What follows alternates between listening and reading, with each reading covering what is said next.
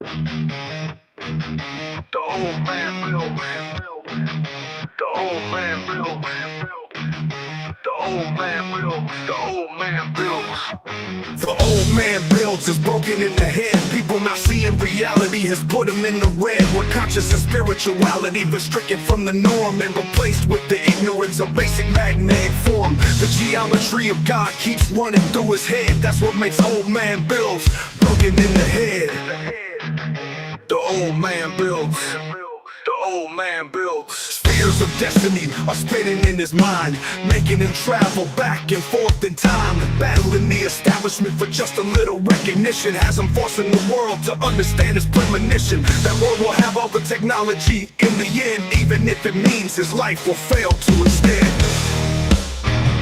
The old man builds. The old man builds. The old man builds. The old man builds.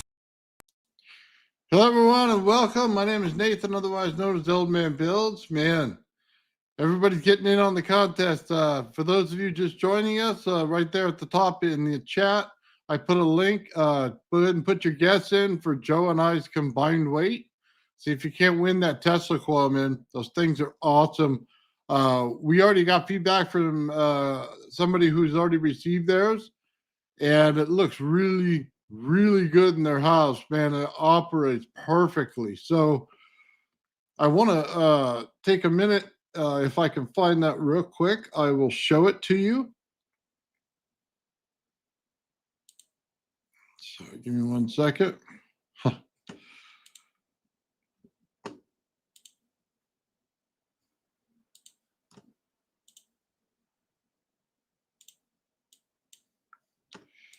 Sorry. Take me just a second here.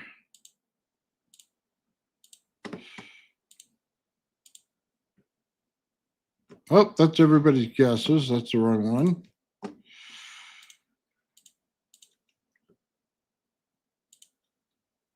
Right here.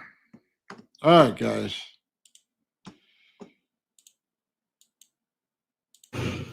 All righty, I just got a special delivery from Mr. Nathan, aka Old Man Builds, one of the greats. So I just kind of connected everything to the PNP circuit. He sent some really cool instructions, really easy to follow. So I think I got everything right. Fans already running. Turn power supply on. It's right at 14 volts. You already got a little breakout going. Just to, set it up and see what it could do. Haven't connected it to the oscope yet or anything to take a look at it, but I do have this little new derma attachment, and let's see. Look at that.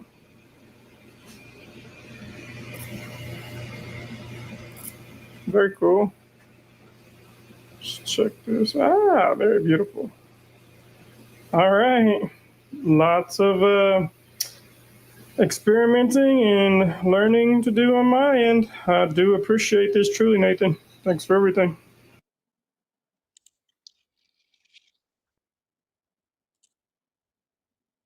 All right, sorry about that. That looks really cool. So totally awesome, man. I love it when things work out. You got it safely. Looks good, man. Works great. You can see all the power in that, man. That PNP's got power for days. All right, man. With that said, take your guess, and I'll show this for you. We already got some in here, so I can't make this any bigger, or I would.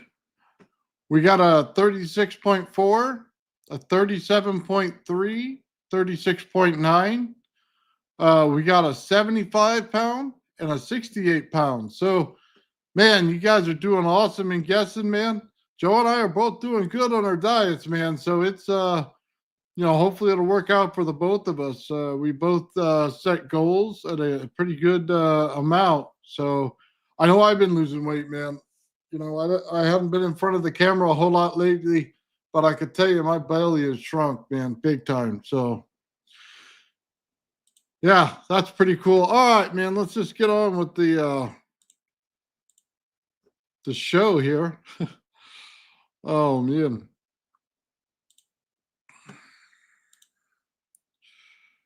Let's see if I can.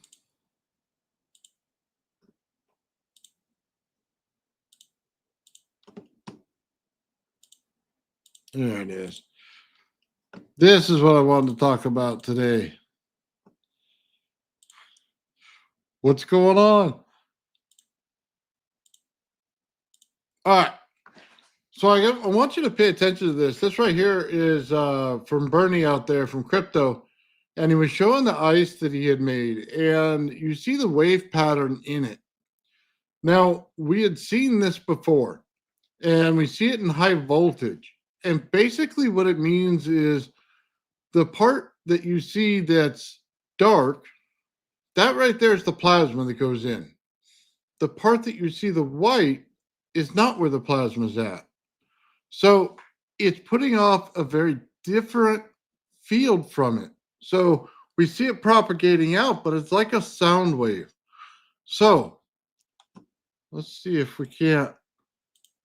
This is the plasma right here that we're seeing. Again, we're seeing that same pattern. You see it at the top on the breakout. You see the spaces in between there, and you see the plasma layers building. Now, this is important because what's in between the layers, it's building out so it can hold things in it. We've all seen the levitation experiment, and they take these little styrofoam balls, and they go one by one by one, right? And they'll be able to stack them. Well, that's where they're stacking them, in between the plasma. The plasma is the thick stuff. The air is the thin stuff in this. It's about the viscosity of it. So as you look at this, and then we go back and we look at what Bernie's doing here, they're the same thing. Now, he was able to trap it in a form that we can see it in ice. We see this in high voltage, man. This right here is also in that sound experiment for the levitation, when you have the speaker on the top, the speaker on the bottom, and you're building these waves. So as it holds it, what is it telling you? That it's propagating a wave in one direction. Now, if you're in the anti-gravity, you know you need a secondary wave in the opposite direction in order to make this thing work for you. But this is a very, very cool thing to see. He trapped it in ice. We see it in high voltage. We see the thickness. We see the thinness. Now, he gets other results in here that are like a tornado, you could say. They go and they spin like this and they stay in one area. Why is that? Well, it has to do with the distance between the anode and cathode. When you put them where they go like this and they're able to bounce off each other, the waves then go slightly off key, just like this. And they'll look more like this on your oscilloscope every time. Boom, boom, things like that. A little bit offset, but like that. But they're propagating and bouncing back and forth to each other. What happens when you change the distance in the anode and cathode? Well, they start the vortex. So when you get them too close, now you're creating a vortex inside of a vortex. You have the bottom one open, then the top one forms right on top of it. It is just like a tornado, swirling the vortex with the inside swirling the vortex. How do I know that? Because it's the exact way your spark gap works. So when you're sitting there and instead of using a MOSFET or a transistor and you want to use a spark gap, this is why. You're creating a double vortex in there. It's allowing you to pull in the outside energy from the air itself into the system. So instead of losing energy through a MOSFET or a transistor, you're gaining energy through a spark gap because you're pulling in the surrounding environment in the vortex. That is the same thing that happens in these ice cubes. It depends 100% on the distance between the anode and cathode placed in the jar. It tells you whether it's propagating sound in a wave like this, that you can have something in the middle of, in here, because it's going to come down and go like this. But the other side of it, as it bounces back, comes back the other way. So you have two waves intersecting like this, double helix all the way down, and in the center is where you hold that styrofoam ball. Now, like I said, the spark gap is different. It's a double vortex. It allows you to pull in the outside atmosphere. Therefore, your spark and energy through your system is higher. I know it's a strange effect, but that's the way that these things work when you deal with them in a system. So we look at this and we go, man, he's caught it perfectly inside there. But he also catches it perfectly when he runs it and you see the spinning of the vortex. It's an interesting thing that goes on here. And like I said, we see it in the high voltage all day. Now, here's an old experiment. He's out here and he's doing the sound wave again. And again, he's using light in order to see this. Now, the coolest thing is when they bring out the mirror and the razor blade and they do special effects in the camera in order to see these waves. And if you've ever seen the video, it's out there and it looks like it's pink, I believe it is. And you see like a light bluish, and you're going to be able to see the waves like this, which does give me hope for what we're doing with anti-gravity experiments, because now if that's true, we set it up the right way and we're going to be able to see this the same way he's seeing it in the room. This image is going to come to life for us if we can pull off that. If we can pull off that curved mirror, that razor blade, the look through the mirror, we should see this, but we should see it in animated color. That is going to be awesome. Yeah, John knows exactly what I'm talking about. He showed me this for the first time that I've seen it. Yeah, it's that ice, man. It's the pressure. Absolutely. It's compression of it, isn't it? You're compressing certain areas of it inside that plasma, which makes you wonder if you continue to compress it and you do it 360 degrees, what happens? Well, it can't escape, can it? So it's going to cause friction. The friction's going to cause static. That is a whole adventure in itself. Oh, it'll help. Yeah, absolutely.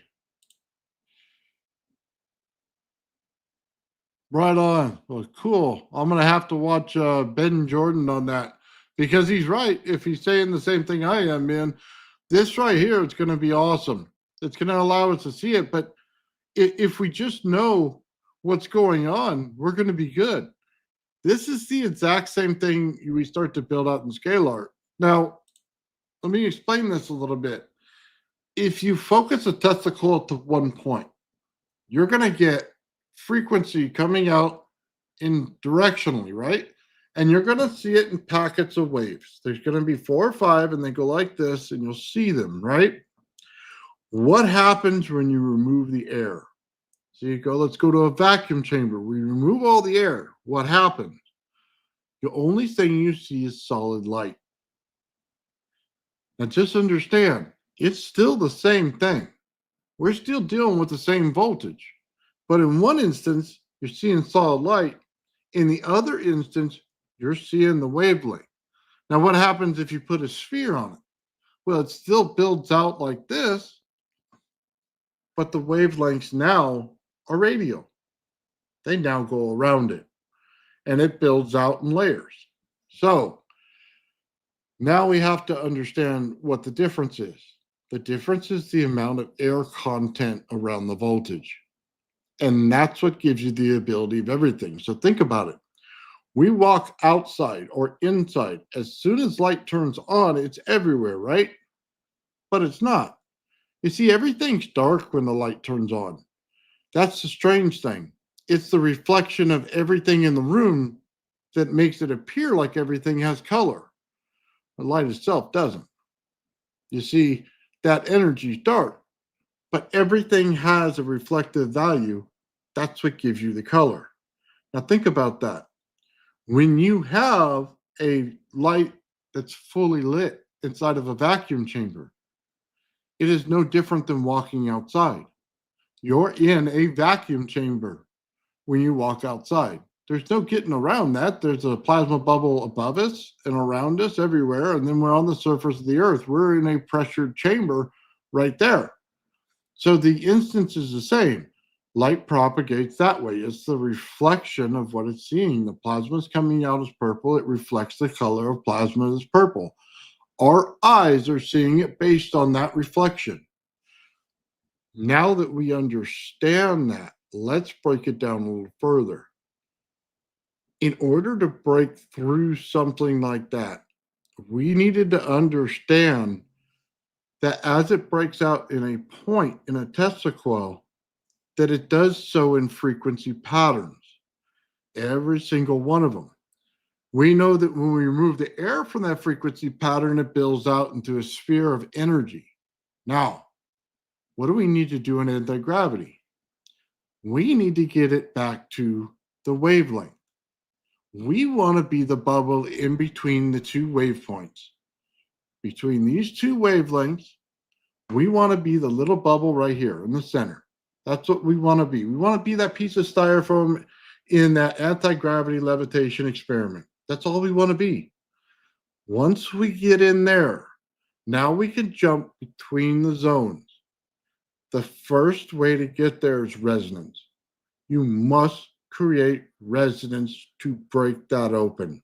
In order to get the thing from fully formed in a gaseous state to each line, we have to resonate it. Once you resonate it, you break directly into the waves of gravity themselves.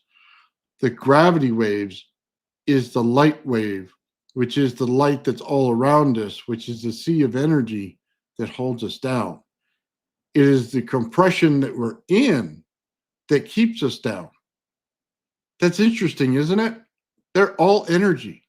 They're all wavelengths. But how they propagate and how they're built and how you see them interacting is what matters. In order to break it down the right way, you have to see it in reverse. You have to see this thing in individual waves. Then you could take the big ball of light, break it back down into waves, understand you need to be in the middle of the wave, just like you do the levitation experiment. Now we need to go and jump in between them. Either you got to create where your bubble itself expands and contracts rapidly, or you can program whatever you're in order to jump based on the frequency itself. You see, when you get to Byfield-Brown effect, now I simply take the frequency I'm in, go to the frequency I want, and all I have to do is direct my energy in that direction, and I'm there. It all is in physics, 100%. Everything is in physics in this to do anti-gravity. You see, I saw it wrong before, and I didn't see it that way in the gravity flyer experiment that I did. I couldn't read the oscilloscope right. You see, it always shows it going this way. So you think everything's transverse. Always this way, always this way. You're not really seeing it right. But it does know that you cannot overlap things that are not in the same direction. So when they won't overlap on your oscilloscope, you'll get a ring, another ring above it, and another ring above that if you have 3 different channels, right? So you go, well, why do I have rings? And then you put it in again and you get things are lining up. I got one here and then one completely 180 degrees out of phase. And it starts to create packets in between them like this. And you wonder why that is. Well, somewhere in the oscilloscope, it knew only when they're in the same direction do they propagate one over the other. And if they're not in the same direction, it won't. Why that is in programming, I don't know, because I don't build oscilloscopes. I do know this.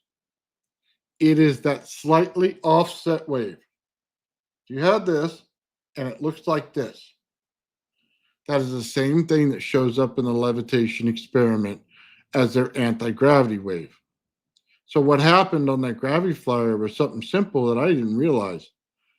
I had a transverse wave, and that's in my magnetics on my top and bottom disc. when they're spinning, and they're counter rotating. So I'm getting the right helical structure already, okay? But it can't propagate like this. It propagates like this on both discs. Well, the Tesla coil was different. It's giving me a longitudinal wave. So it's going like this already. Well, what happened was the motors became resonant to one another, just like this. So they stopped going like this, and they started going like this. So now when I start seeing it, I'm getting packets like this all the way up. That right there is the anti-gravity wave. That is exactly how the levitation experiment showed it. The little single little ball sat in between each one. Why is that important? The piezoelectric disc was giving me a different property. Every time you hit it, it would turn everything off on one and then hit it again, and it would jump. The waveforms themselves on the oscilloscope went like this, both directions, every time. It expanded and boom, jumped up. It expanded and then boom, jumped up. It was using that pressure that's inside that little area to do that. Now, how do I know this? It goes back to exactly how I told you the fields work. It was one field holding in another. You see, I'm wrong in one aspect. I keep seeing it as static. I keep seeing lines like this inside that bubble, and it's not. It's literally like that plasma. So we see the plasma itself build out like light everywhere. Well, that's what this energy is doing. It's literally building out like light. It's the plasma inside of it. And I'm just holding it in with that radiant field. You see, it was there the whole time. When Alexei showed it, he did a red light experiment. And wouldn't you know it, what does the field look like around that thing? Well, if I took the top and bottom disc and went like this to it, it looks just like a UFO. You go, well, hold on, he's got a pattern of a UFO as he's showing you the energy inside of this thing. He's not drawing it, he is showing it flat out in that red light experiment. He showed you where the energy is, shows you exactly how it formed. There was a temperature differential in there, so the red light was barely allowed to pick it up, but it was. And he had to blur the camera. So he changed it just slightly to see it. Once you understand the wave patterns that are going on, one's this way, one's the opposite, 180 degrees. Both discs are counter-rotating to each other. Now you start to think about it, and you said, well, he had it right. He had it right. Now, we can't get it right. I don't know why, and I have the most trouble out of anybody because I pushed this thing to its limits, but the guy had it right. I mean, I feel bad because I just now realized what was going on. I thought I had it before, but no, he had it right, and I didn't read it right. Now that we understand it this way, it makes it a whole lot easier because all we have to do is measure wavelength and distance, and we can start to figure out where we can go from there. We can have the numbers to make this thing work. We're close, man. We are like this close. I've never been so close to the answer because it's showing up in physics the same way it's showing up in experimentation. Now, when we put the two together, we have a few numbers to figure out to get that thing to work. That's why this compression is so important that Bernie's doing too. You see it in the ice. You see the compression value. You see that it's in there. We're not getting away from it. He's using 5 volts. It's right there. We do high voltage, 60,000 volts. It's right there. Now we know how to compress something inside of something. When I tell you one energy is holding back the other, I'm literally telling you it's making a compression chamber in the air. Therefore, we know we can get that light to build out just like that. People say anti-gravity is light. They say it's a wave. They say it's buoyancy. Well, it's all of it. It's literally all of it. It's the way you put it together.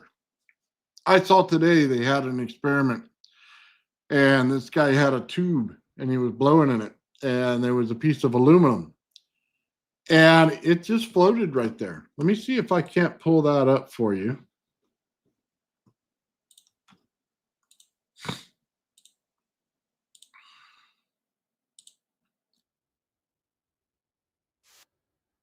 Cool. So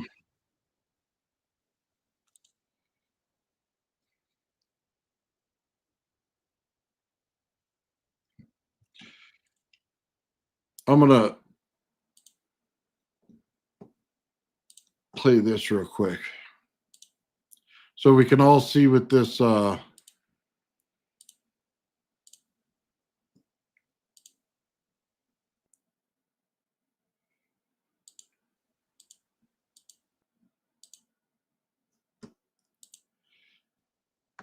if you can see that right there, that's the way to see the fields. You see the mirror in the back. I don't want to play it because I want to get dinged on YouTube and have them remove it. But this right here is the exact experiment we're looking at because it shows you the wave pattern in there. And it's basically telling you right now that we can see this. We're going to be able to see it in this mirror.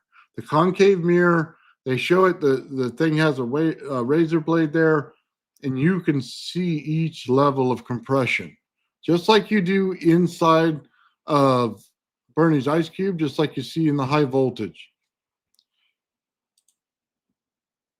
Yeah, this is one thing I have to figure out how to do. And Joe and I have been working on it, and I just don't have it right yet. So this is, yeah, this is good.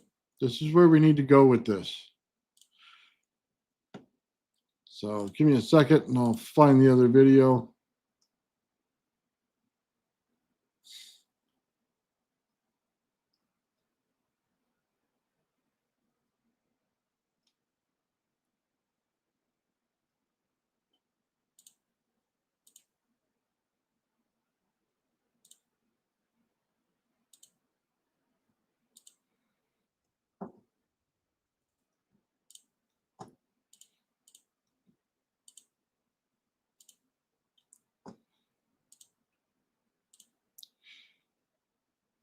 So I want you to look at a couple of images that he put on here. He's showing the monks. He's showing you the compression value, right? We know this is all intertwined. Now watch. And it's not hard either. See?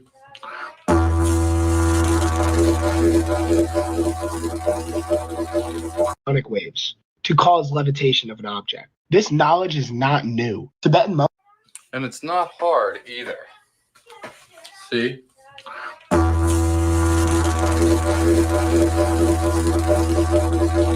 Sonic waves to cause levitation of an object. This knowledge. That's so cool. He's literally doing it right in front of us and telling us the answer. It's right there. It depends on the amount of compression that we can put into that little wavelength. That's really all it is. We need to take that compression and amplify it and get it to stick. One thing I will tell you about Alexei and what he did, just so we all understand each other, he turned on the high voltage really low. And it's the Tesla coil itself that was holding it in. So think about it like this. If the Tesla coil is making the field to hold it in, the high voltage is in there, but if you put it on too high, it blasts right through it, right? I've had it at the same frequency and it'll blow holes right through it. But when I have my Tesla coil set to a high frequency and I have my high voltage to a low frequency, but in a small amount, a very small amount, what it does is it builds up inside of it. And over just a little bit of time, 10 minutes time, it'll fill that thing up, slowly filling it until that entire amount of energy is right there. Now it's pushing on that Tesla coil field, but it's not letting it break. You can bend it, can't break it. That's the idea here. You never want to pass through it. You want to stay inside of it right here. That's why he went so slow. That's why it took time to build up. You put too much energy too fast, it blows the wall of your Tesla coil right out.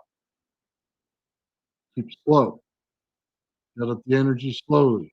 Let it saturate inside of there.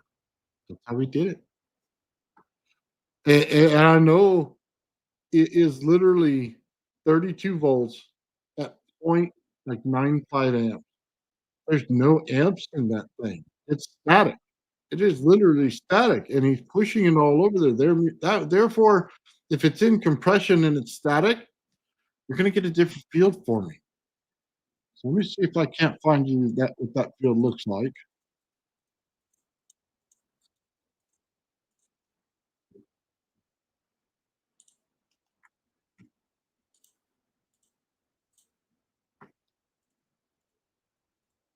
This is it. What you're seeing right there is the anode, and you're seeing the energy around it. The cathode is the actually outside of that whole structure. You take the negative to the outside. This is the inside, so it propagates the energy. Guys, there's waves all in this. There are literally waves of energy all in this. This right here is what he's doing.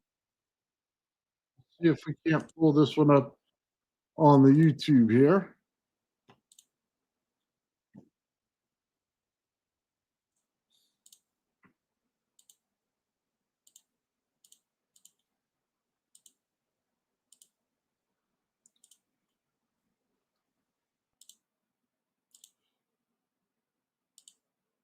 Vacuum feed through for my new vacuum chamber. To do this, I filed down the threads of a spark plug and then glued it into a KF25 flange there he using goes. JB Weld. Now I can mount the flange on showing my it vacuum to you. chamber and connect it You to see a the high chamber voltage he's source. putting this At the thing moment, in, the whole man? thing is a little bit Sucking sketchy all and it the will air become out more of it. secure in the future. I hope I don't need to mention that high voltage is dangerous. At higher pressures, the plasma is still very that's what local it around looks the high like. voltage feed through. As the pressure drops, it spreads further into the chamber. That is But what is the literally like plasma the good field for? that we're It's in. not just used The to only create a difference fancy is lighted it's light in the propagating the chamber. color In the of, future, I want to coat glass what with it's metal by against. using vapor deposition. All For the that, the energy's surface in of the there and glass has to be compressed. very clean, cleaner than you can get it by cleaning it manually. A convenient method for this That's is the exactly so-called what's plasma happening to cleaning. us. The plasma in the chamber produces ultraviolet light that can break down the bonds in organic molecules. If oxygen is present in the chamber, reactive Everything oxygen has to species do are with also compression. formed, which react with the organic molecules to form CO2, CO, and water. And adjust These the three gravity reaction up in products there can then be because pumped out of the the chamber waves as of gases. sun.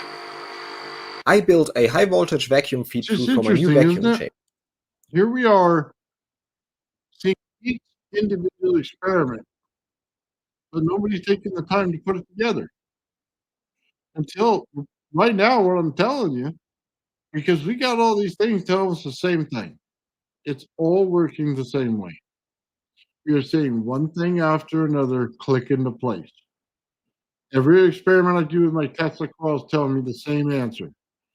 Every time I do high voltage, it's telling me the same answer. See, for most of you don't know this before, probably came onto this channel, I do a lot of high voltage experiments. I've created just about everything under the sun and a lot of different plasma experiments. So then I did Tesla coil experiments because, again, I started with the gravity flyer, so I had to learn both. So I get to this and I find the inside and outside of the field. Now, here's something that you'll need to know. The Tesla coil itself, the inside and outside resonance looks like that. Put it right in the center, it gives you the one reading. Put it on the outside, gives you another. You can see it on your oscilloscope all day long. It literally is the anti-gravity part. Both sides, the inside and outside. It requires both. Now, how you put that together is on you. Personally, on that whole gravity flyer deal, man, I would have put a sphere in the center and then simply put a, I want to say this, a drum set symbol right there on top and bottom. Got the curvature right. It would fit perfectly inside that sound wave right there. That's why the UFO shape built that way. It fits perfectly in there. It's the optimal shape in order to do this. It is 100% perfect shape to put this together. Yeah, thank you very much, man. I appreciate that. Hopefully, somebody out there got a good membership, man, and come and see me and hang out on the member side, man. Thank you. Thank you very much. Yeah, look, it boggles the mind how many times things fit. But this is one thing after another. We start to see it, man, as soon as we bring it down, as soon as it reflects back up. But then if it's built from the center, it automatically is propagating it like this. It's creating its own sound wave. It's telling you out of both sides, I can move up and down at my own will based on where I want to go inside this using the five-field Brown effect. It's right there in front of us. It always has been.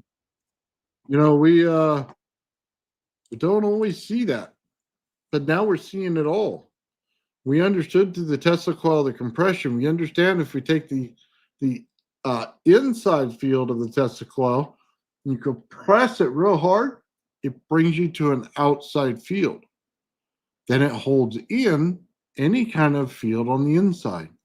We see the same thing out in space, guys. We see it when we look at the Van Allen belt. It's holding in the radiation. The radiation has color in it, and it's pushing upon it because the two forces together will make the light. Well, the light itself is dark. It's the reflection of everything that makes that color. It's the reflection of the planet. It's the reflection of the earth. It's the reflection of every item in your room. There's not a thing in your room that doesn't have a reflective value to this that creates that light. That's what it is. You think this room is lit up. It's dark. It's the reflection of everything in it that makes the color. Once you understand that and you understand how this stuff builds out like this, and it's just waves. But the waves are so saturated, you can't tell the difference between one and the other. It just looks like a big ball of energy. But it's not. It's waves. So how do you crack that? You have to resonate in between the waves. You have to create a spot in between the two to put your little guy, to put your little ship right here. Now you're ready to go. You can jump the waves. That's how it works. Scalar builds out in frequency, distance, and temperature. It literally will allow you to go from this area here at this frequency to this area here at this frequency and jump. Why? Because if you've ever made a double helix, you understand this. You just have to create the area in between. Now, I did this, and I made a display out of it, out of plasma. And basically what you do to create this is you're going to take a rod, put it down the center, and wrap the copper around it. I took hollow copper tubes and wrapped them. And I wrapped it just like a helix all the way up. But what is it telling you about it? It tells you that there's a tunnel in the center.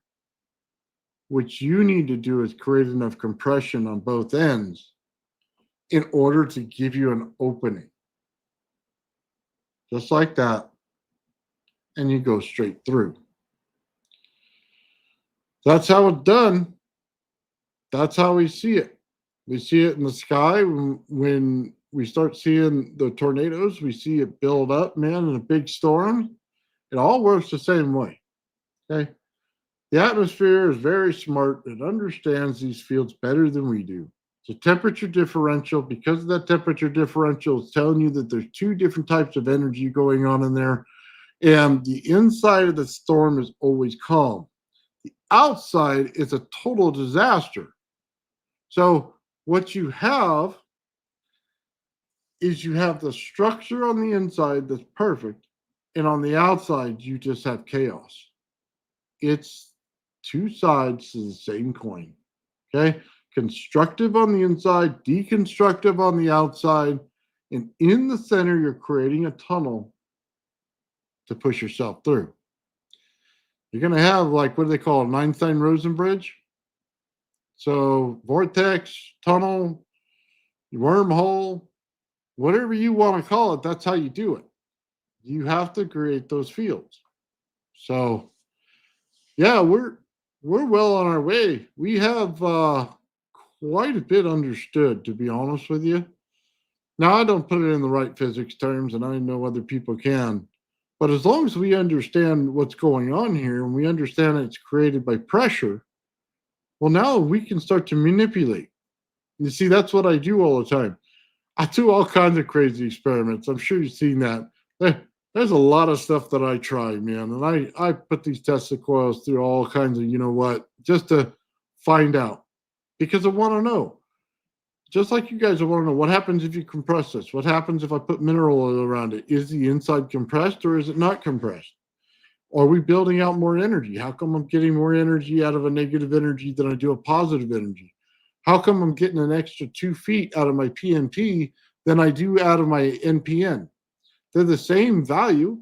They're both 230 volts and 15 amps?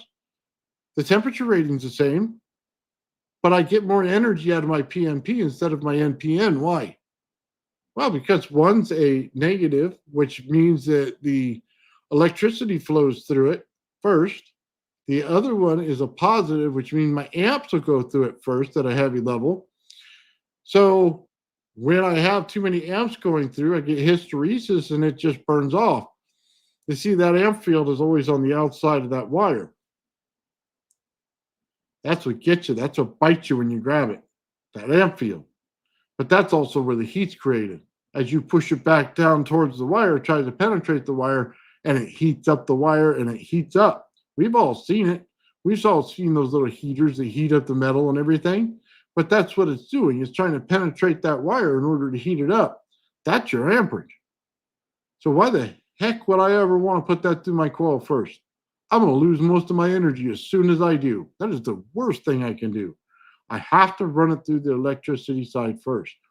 Pull the electricity through. The only way to do that was a heat draw. It pulls it through. It makes you wonder, instead of a resistor in a PNP circuit, should we be using neon lights? Think about it. If I'm telling you the temperature differential, and the temperature differential is changing your frequency, which is changing your volts and amps in your system, what is your resistor doing? It's creating heat and it's creating a duty cycle within your system. It's holding stuff back, creating a higher amperage in order to let the amount of energy in the voltage come down. Now it can open the gate. Why not? Now I can control how much heat because I put a neon light in there. Now I have full control of my heat level in that circuit. I can decide how much heat stays in it by how much I want to illuminate that light. You see, it's a little bit different when things aren't connected together and you started opening them up to a light source and all you're doing is exciting gas. The heat doesn't always travel through the excited gas to the other side. It draws it in. It makes the heat. It doesn't mean it's pushing it to the other side. Little different. Just like the difference in your, do I want to use a transistor or a MOSFET? I know immediately I'm going to lose energy. Do I need a spark gap? I'm going to gain a little bit of energy. Maybe I need that. Maybe that's the difference between unity and over unity. You could take a transistor to unity, but you can't take it over unity. Is that true? Spark gap might tell you it's true. Yeah, it might just tell you the spark gap, I need a little bit of extra energy from the surrounding area in order to pull it in. But it also tells you something else. If I'm creating a spark gap and I'm able to pull in a little bit of extra energy, what is it telling you about the room? This room's full of energy. If I simply wanted more energy, I could take a coil, vortex that sucker in cold energy and make it pull in more. The colder it gets, the more energy I have. You see, that's a misnomer about energy that they continue because they only look at magnetic theory that they get wrong. You see, when you displace that amperage field, there is no magnetic value. It turns it into a radiant field. When you get a radiant field, you have to treat it like one. You have to treat it like radiation. You have to treat it like a demon core. You have to treat it the same way. You know, if you compress it, it's going to build out huge and a ton of energy is going to burst from it. If you don't, you're going to have more energy because it's not using it the same way. You know, I said a long time ago, light bulbs lie, and they do. You say, well, that's 40 watts in that tall bulb, that 4-foot light bulb you got. Well, yeah, it is. If I connected it to both sides and ran it like a light bulb, sure, that's 40. But I don't run it like that. Because I run it on a radiant energy, I'm literally exciting the gas inside the tube. I'm not playing with the electricity from one side to the other. I'm literally radiating energy into it. It's a different type of energy. You see, you can't say it's the same because it doesn't work the same. And normally I'd have to clip something to both sides and run the energy through it with a high voltage transformer in order to get it to work. But that's not how this works. You're pushing a field into it and exciting gas. You're literally creating a radiant energy field. That's the difference. That's why it worked for Edwin Gray. He compressed the field of the radiant energy. Therefore, he got the demon core effect. He was able to switch the field to amperage really fast, by putting heat in there, and boom, he flipped it.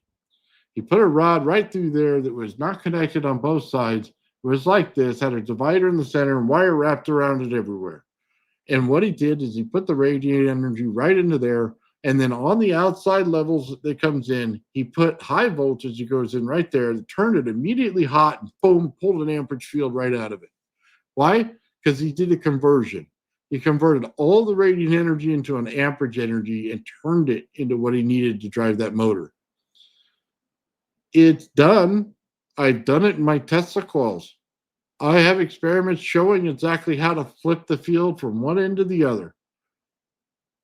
You see, that's the important part there. When we get back to the other thing and we start looking at the ice again, we also see experiments where people do it in snowflakes. They create snowflakes out of the frequency. The frequency is a pattern. Let me see if I could show you the correct pattern here. So hold on real quick. Let's look at this because I think it's extremely cool. This is the high voltage breakout.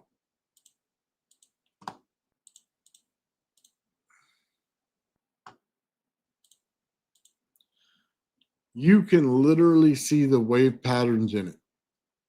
Right there, clear as day. They're all right there. That's one directed energy point shooting it out. That's it. It's in how you do it. Take away that point. Put a sphere on the top. What happens to your Tesla coil? When you do that, all of a sudden, they start calling it scalar waves. And you go, well, hold on. All I did was change the geometry. I went from a single point, which gives me this, to a round sphere on the top. Now I have scalar. Geometry matters a whole lot more than you think it does. It makes that thing scalar wide because there's no single point of breakout. There's no way to see that in the way they do it. They all try to say, hey, let me make this thing look like this. It's all a Photoshop lie. It's not the way it builds out at all. It builds out like this. So we get a different waveform.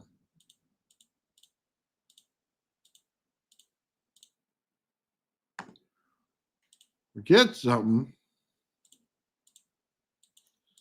that looks more like this. Now, I said this before, I'll say it again. the way this thing builds out in your Tesla coil is going to be just like this. And you go, well, that looks kind of weird. Why is it all wobbly and floppy and not all straight? I thought we were dealing with constant things. Well, frequency itself goes up to an arch, hits a point, drops off, goes back and builds another arch as it goes around, and then drops off.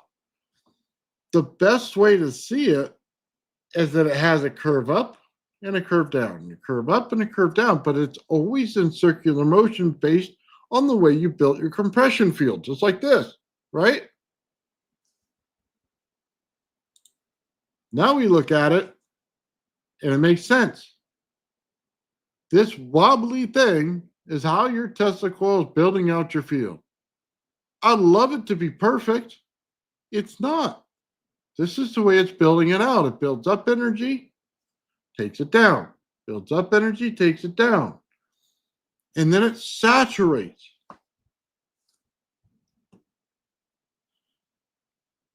It's important to know this stuff, man. This is the other picture I show.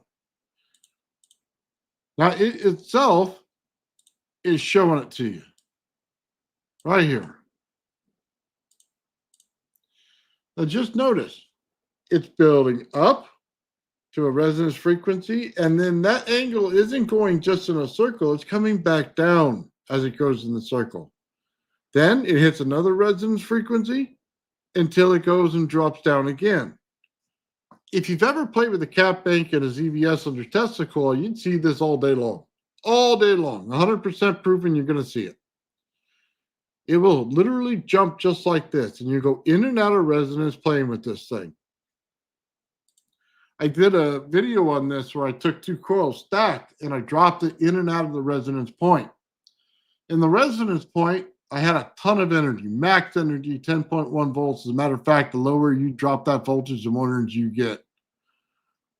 It built out its highest value. As soon as I hit the point where it went off, man, that thing's frequency rose by what, 150 kilohertz? And it was still in a resonance that would be able to turn on light bulbs. But it wasn't right. It wasn't the total amount of energy. But you can see the arc, the drop, the arc. As soon as you hit those caps again and build it back out, boom, it'll hit another resonance frequency. We can see it in the radio frequency method. As soon as you get on there and you start turning the dial on your frequency generator, you see that it gets to a point where it spikes, and then it'll go and drop off. Then it spikes, goes and drops off. It's continuously doing it. It says it all day long. It says, hello, I'm here. I'm doing this. Get over it. That's what it's telling you. I can't make that up. That's what it's doing. I've showed that experiment too, where we literally go through all the radio frequencies. That's what's going on here. We're not seeing it correctly. Now that we know that we're doing it, we just need to adjust. That's all. I wanted to show this. I don't know why it's not doing it and going through like this. Okay. This is 432 hertz versus 440 hertz. And this would be the inside and outside of our tornado. Inside structured, outside not. Constructive versus deconstructive. 440 is a garbage frequency. There's so much interference in that, it's just garbage. 432 is a pure frequency. It builds out the right way. This is in water.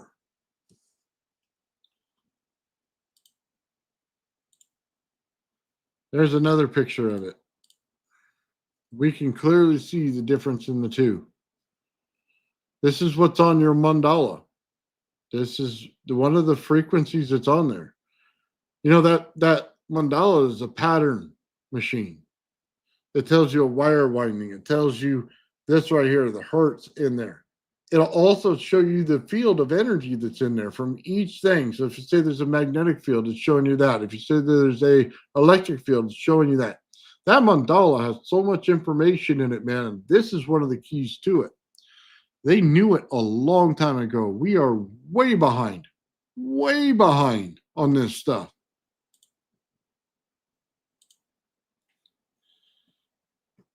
Now, I know some people said that this is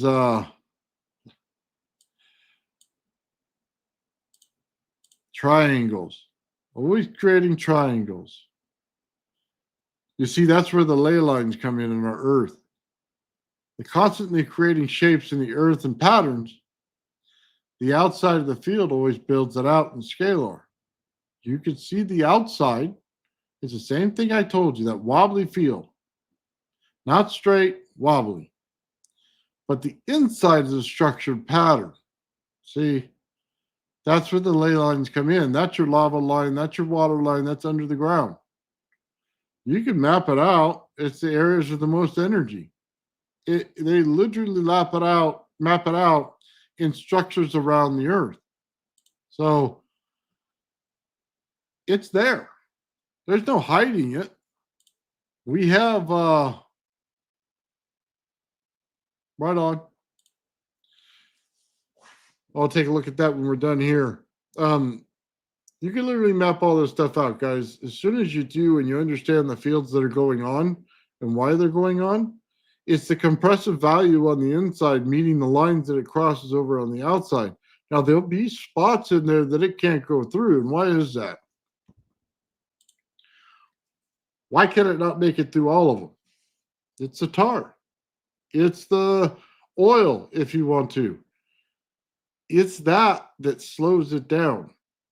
You see, as it radiates out in that field, it hits that point that's a null point.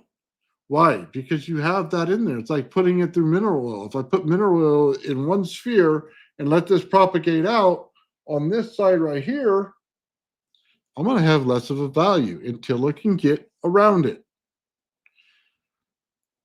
But that's what it's doing. So in certain areas, you have problems. Anti-gravity is right there. You get rocks floating. You get strange phenomena going on. Why? Because you have that stuff in the ground. It's natural to the earth. That's the way it works. We're actually running not on DC, but the closest thing to it, which would be you'd say quartz or crystal form. It's producing the energy inside the earth. Yeah, there's a ton of it everywhere. There's huge caves of this stuff. It's under pressure putting out energy. Since it's built out of radiation, it builds a radiant field.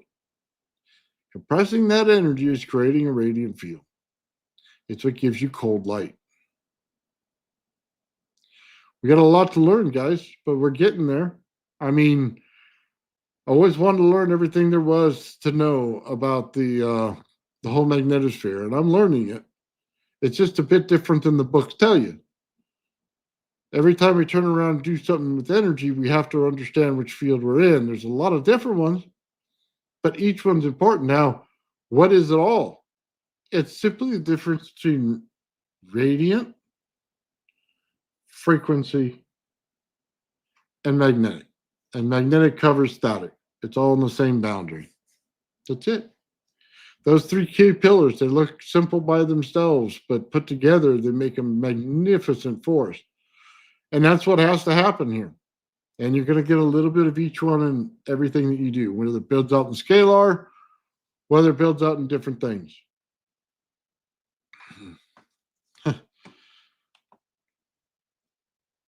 Triangles should be focused on is because the triangles create vortexes when you create them in wire form.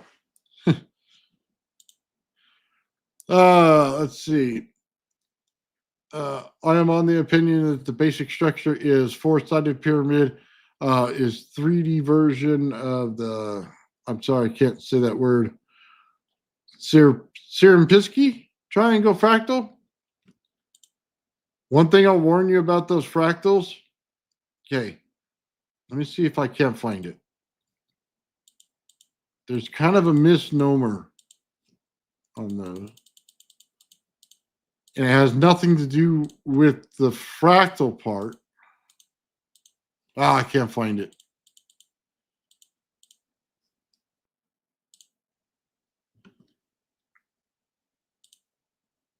Sorry, I can't find it. It has nothing to do with the fractal part. It's how we see it. We see it always as this even wave that goes like this. And that's not true. It goes in, wiggles, and comes back out. That means it's hitting different levels. It hits A instead of going to B, and they go to D, and it goes off to another one. It's not hitting the way that they're saying it is. Let me show you this. And this is one of the reasons why. You could take a look at the structure here. It's not perfectly curved lines.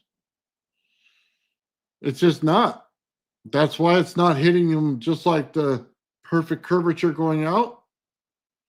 It's not doing it because it's building out like this. It's like a bullseye. And the higher the frequency, the smaller it gets. The lower the frequency, the bigger it gets. Kind of tells you something about it. Tells you about anti-gravity as well. We're all trying to hit, trying to hit megahertz. We should be hitting hertz. That's the sad truth. We way too high on the frequency, way too high. We're carrying this narrow bandwidth, and we need to create a bigger bandwidth to get more mass inside of it. So, yeah, but by dynamic, yeah, absolutely. It's got to move, yeah, absolutely. I agree with that. Nice.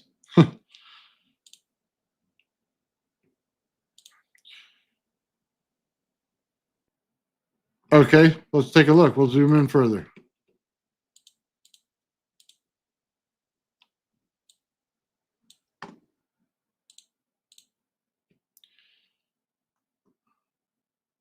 Yeah.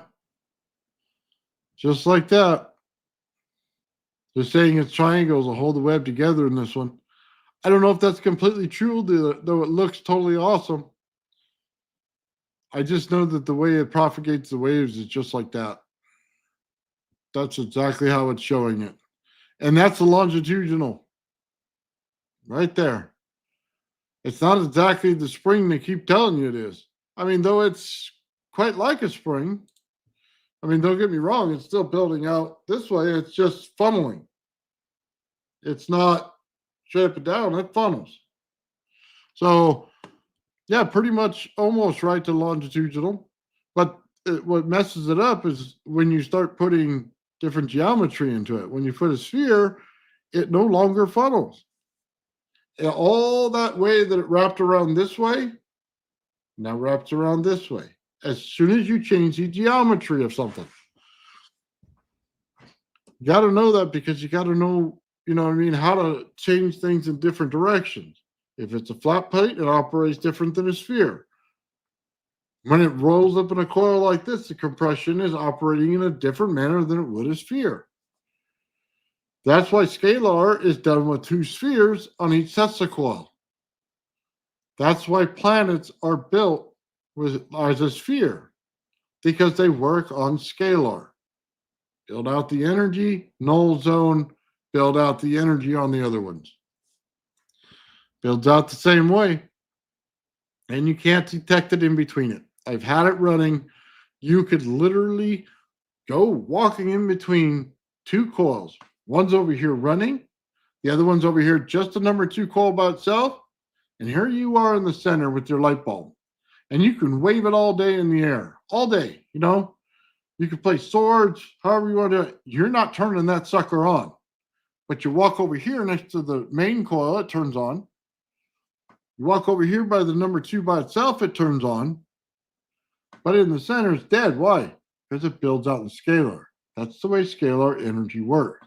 It works on the resonance frequency of this primary being the exact same as this secondary over here. It's important how you build it out. Sphere builds it out much cleaner and much better. But can you still run one coil to the next, to the next, to the next all day long? Yeah, I can. Build them one after another, man. One of my next projects after I'm done with the 50 million projects after I got on the table already is to simply take a PNP Slayer exciter circuit, build a coil, run that frequency, build another coil to that exact frequency. Let it turn on. If it's exact, how much further can I get it to go? We're not playing around with any cap banks or anything. It's an exact frequency. One of the cool things that I did is put capacitance on the outside of a Tesla coil. And I put it in resonance that way. So think about it. The value of the Tesla coil is not the same. This one resonates at one frequency. This is just the number 2 coil sitting there. I took the number 2 coil sitting there, I added a capacitor to it. What happened? It put it in the exact resonance frequency as the operating one. Now the light bulb turns on. But I put capacitance on the side that shouldn't be doing anything. So why is it working? It's that draw, that scalar draw. It's that cold energy draw, what I always talk about. Now you could do it the same with the light bulb. It has capacitance. It'll hold it in and turn on the light bulb as well when you do it. Your human body will do the same thing. Primary coil running, just the number 2 coil. You come near this number 2 coil, your body capacitance will allow the light bulb to turn on. You hear stories. How in the world do you have a light bulb that's right there and you walk by and it turns on and it turns off as you get past it? Your body has capacitance. That very understanding is exactly what I did. I was able to understand it, put it into a format where you could see it, and body capacitance turns on lights. I've done it several times. I'll take that sucker in and out of resonance that way. As a matter of fact, it becomes annoying when you're over there trying to set something to the correct frequency and your body keeps turning things on and off. Makes it annoying. Cool part is you got the capacitance level at it. Now you have to break symmetry. You have to take that and find something that breaks that frequency from the rest of whatever you're pulling out. That's where my rodent coil experiment comes into perfect view. When I put the rod down the center and I put it to my rodent coil stops the frequency because of saturation from going any further. Anything past that rodent coil will no longer affect my Tesla coil whatsoever. So in reverse, the hypothesis is simple. All I need to do is put some form of coil on the other side. This is a reverse Joule thief circuit. I can now use that energy in a reverse fashion of a Joule thief. I put a small coil there, I wrap it, I mirror the wrapping on the other side, and now I can pull it out. It just sees the side that goes in and thinks, I'm not being used, but I know there's a value here, and goes back into the coil. Now we have something to work with. Now we have a pickup coil where we can pull the energy out of it. Because the hard part is to understand this. You cannot pull the energy out of that second Tesla coil without breaking the symmetry of it. And when you do that, it's holding the frequency at the level it's at and not allowing you to change it, because the Tesla coil is a touchy thing and it likes to change frequency on you all day. But you have to stop it. That rodent coil stopped it for me. Now a reverse Joule thief will stop it again on the other side and allow me to use the energy. Tesla called it a ringer. It's a bit. One side wrapped 11 times. The other side, wrapped it 12 times. The other side, you got to wrap it 6 times each. One to go out to run the circuit, one to go back to the battery. There you go. It's all tells you, the Tesla coils are telling you everything. You just have to pay attention to each simple little experiment. And I'm sorry I do not do a good job of explaining it all that well throughout the whole thing, because I do billions of experiments. I should take the time and just put out the video to explain them one by one in order so that you understand it. But hopefully that clears it up a little bit here. You're changing how everything works. Now, as soon as you want to change it again, oh, this is where capacitors come in. This is where those little coils come in. Bifilar coil. The one everybody likes to say is the Tesla coil, which it's not. It's a bifilar coil. It's different. It's a capacitor. And here's the reason why. The capacitance in that coil, by the way, if you build it with stereo wire like this, it fails. And I'll tell you why. Because the capacitance is based on the top winding and the bottom winding and the area right here in the middle. If they're always compressed, it's useless. Completely useless as a capacitor. Jump. Open it up and bring it together. That value is your capacitance value. I know it's a capacitor. I know that when he puts them like this on every form, it's a capacitance value. By the way you adjust it, it's capacitance. I wish more people would see that. It shows in every experiment that it works that way. You know, we had Paul on here, Inventor 3, and he was showing his experiment. And he took the plates in the center, and he had a plate on top and bottom, and he brought it down. The capacitance value went up, took them apart, it went away. The little light bulb went away. He was showing you the value of a capacitor when it does that. And that's what those bifilar coils do. So if you have them in speaker wire, one wrapped right on top of the other, I mean, look, you might as well build anything. You could build it in any shape you want. It wouldn't have mattered. It's not what Tesla did. Tesla built them separate so you can use them as capacitance.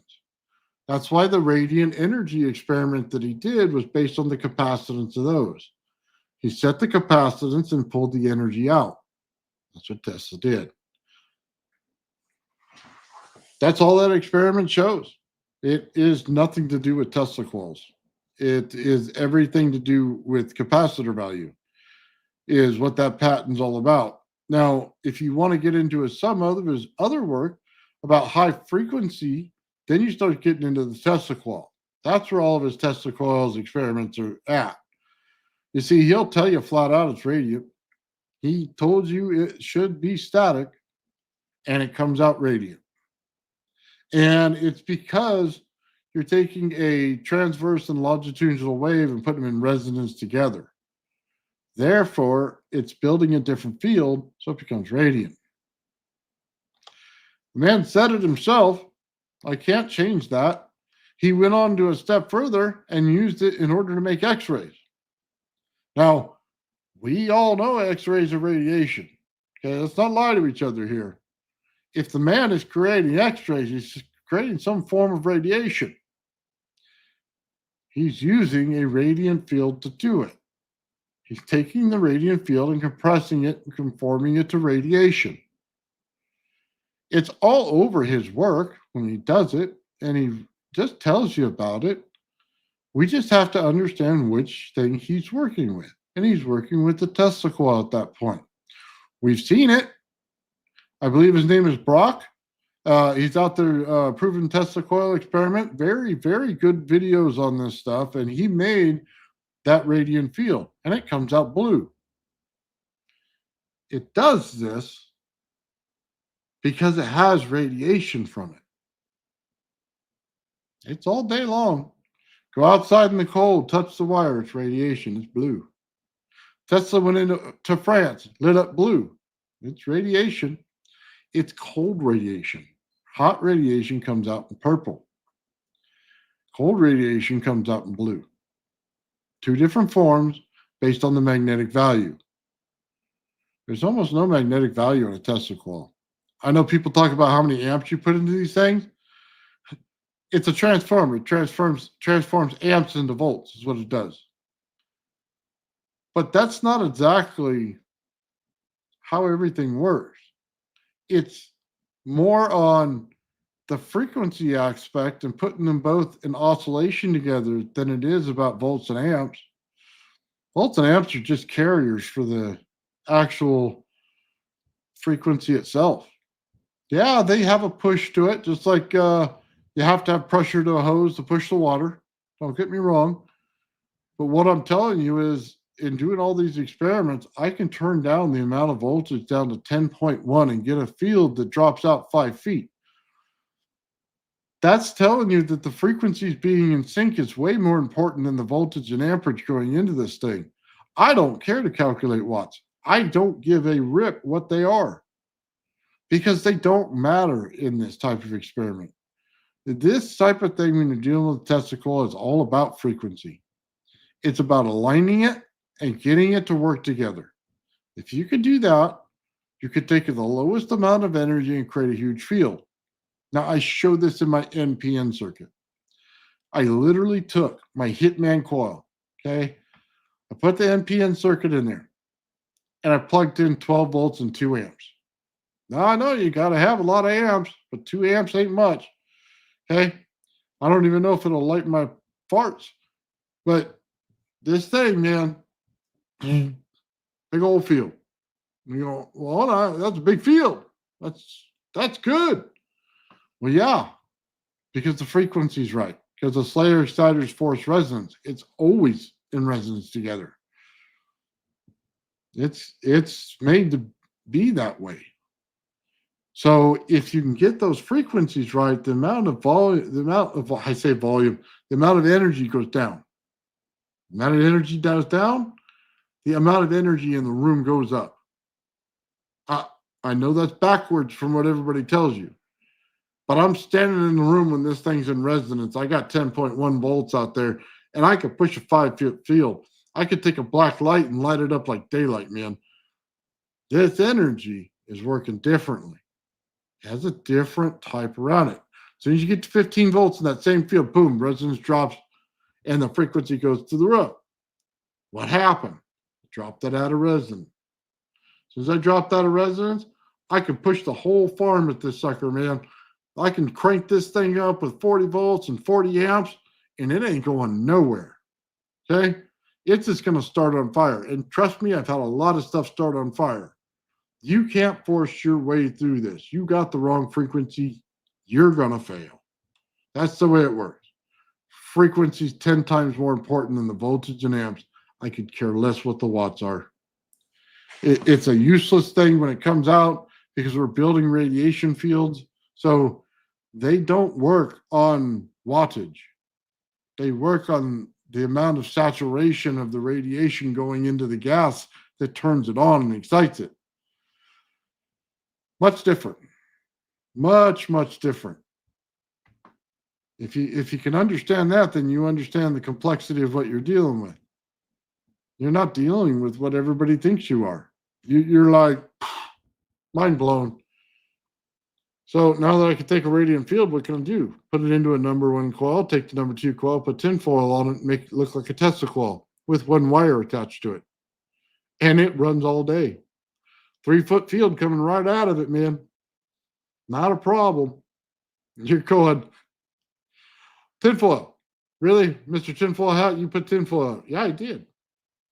Because I thought it was funny and it worked perfectly.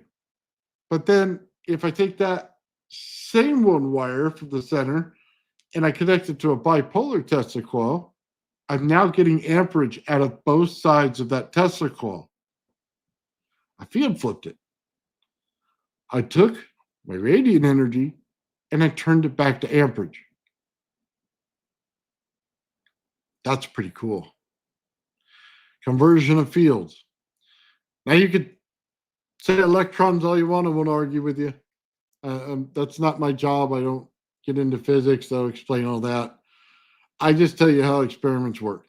And that's about how they've been working for me.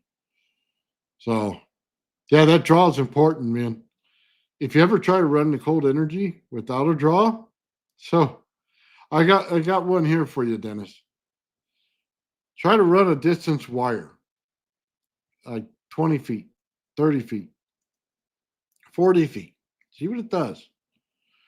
You're going to find that it's going to drop a whole lot of energy by the time it gets to the end because it's working on the voltage inside the wire. There's no amperage field to pull the voltage out, so it stays in the center, so it's cold. So you're going to have trouble lighting it up. But, excuse me, hook it to ground. Same ground you hook your Tesla coil to, run a wire straight out to it. Light bulb light up perfect. You've created that loop. You pulled it with that energy. Now we're starting to see it. We're starting to see the circulation in the system. Now we're starting to understand cold energy systems that way. It's a perfect teacher.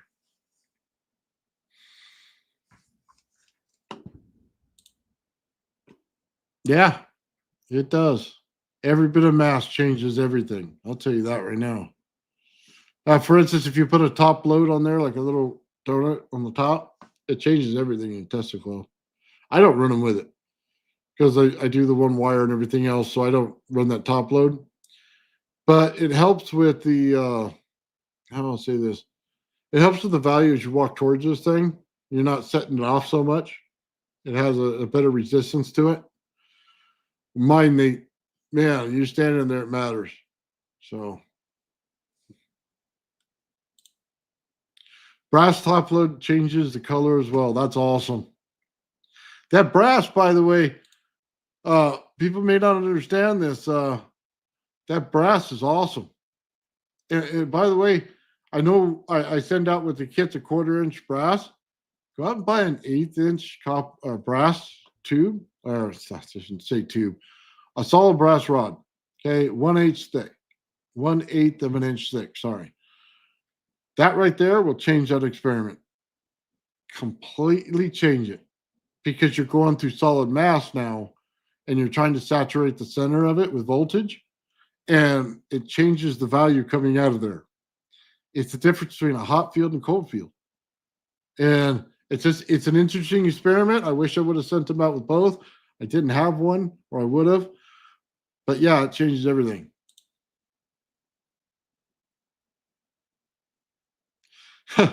Yeah, the one wire is everything. Well, it unlocks the Tesla coil. It literally did. That interaction with water was probably the greatest thing that you could find. And the fact that it interacts with the minerals in the water, even better.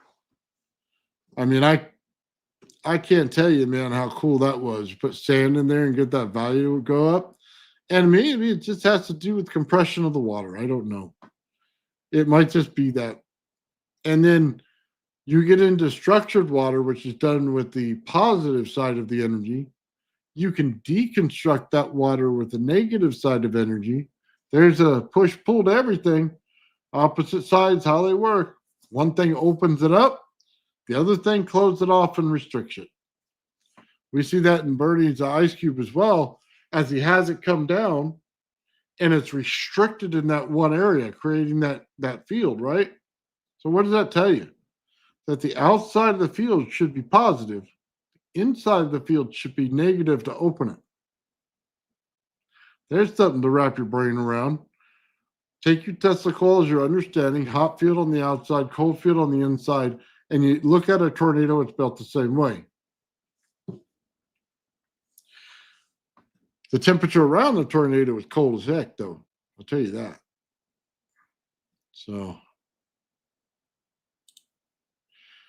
beeswax. Well, I guess you could. Beeswax is awesome, by the way. It might just make an electret out of it.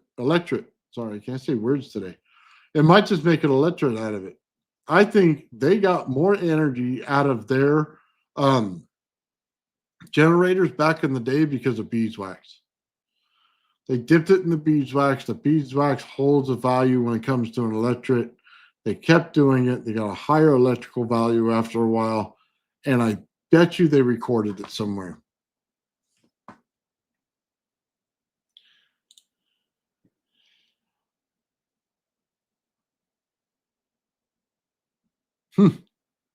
Positive makes the plumes, but cold holds it in. Cold is structure. Yeah. positive structure. I guess it really depends on how it works, man. I'd love to see the difference in the two. I've seen the negative hold it, and we saw it still as day. Love to see that positive move. But then again, I think we saw that on plasma channel. You use the positive of the plasma to move it. So you're 100% right on that.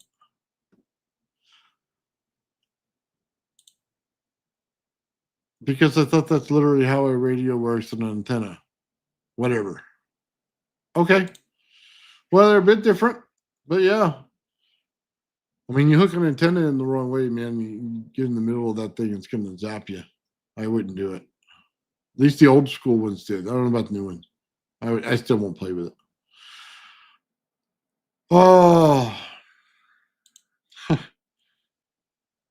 Yep. Let's see. It's exactly why Tesla used a trigger wound coil on the secondary. He said it acted like a larger diameter wire. I'm better in plasma stealth around the guided plasma along to the bottom. Yeah. Tesla pulled some tricky stuff on us, didn't he? He knew his way around it. And the only way I figured to understand that, man, was to do every one of the experiments that he probably did or that I can force out there out of my brain to do. That was the only way to understand that guy, man. Because he rocked it hard, man. He changed everything. I know everybody's got their own favorite, and I can appreciate that. That's mine right there. Tesla's mine. What he did with that Tesla coil is mind-blowing. It's like literally opening up the next generation to the world. He literally showed everybody how frequency in the world works. He literally gave you the answer. And it was up to us to break it down to understand it. We didn't have the physics back then when he was doing it. We have them now. Now we understand things a lot better. If he saw that levitation experiment, that man would have created anti-gravity on the spot. Who's to say he didn't do it? But I'm telling you right now, that single experiment would have changed history forever. He would have had it in no time flat and been able to strengthen that field with all the voltage he was using. You guys believe that?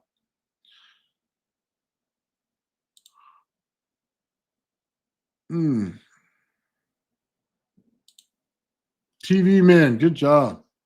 I like TV guys, man. They're smart.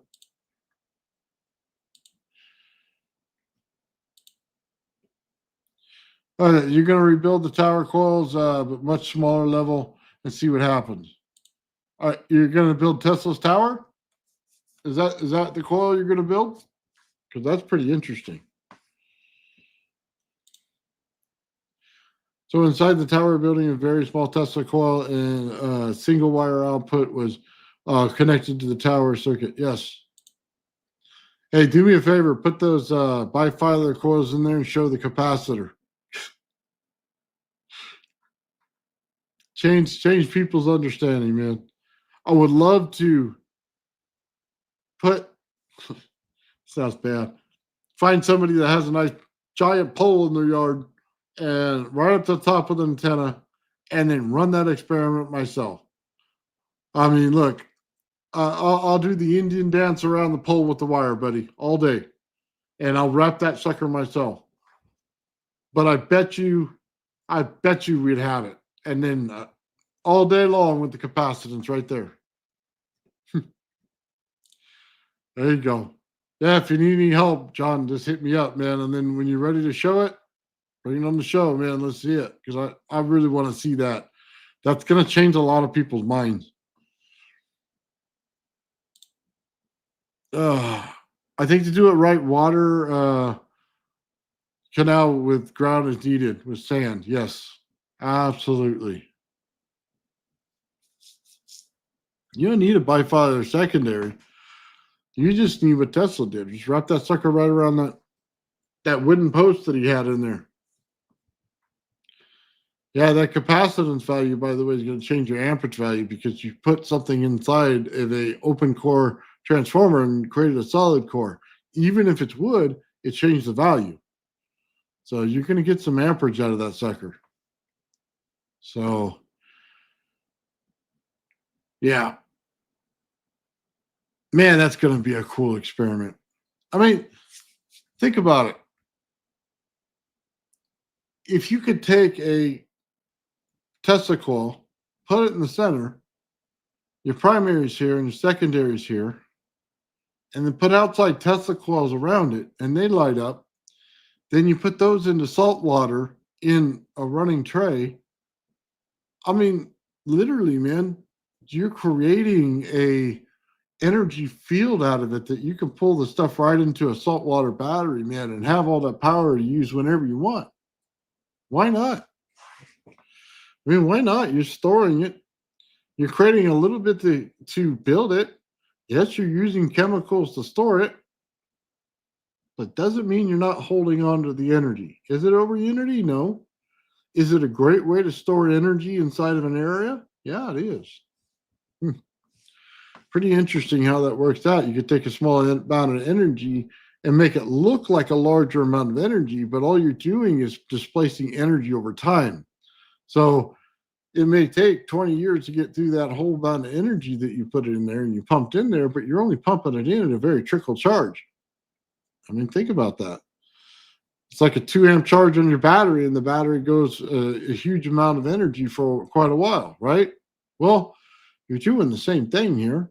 You're just changing the way you do it, and over time, how much you use. And if you don't use a lot of energy because you don't have plasma TVs on your wall in your old ancient structure, it lasts forever.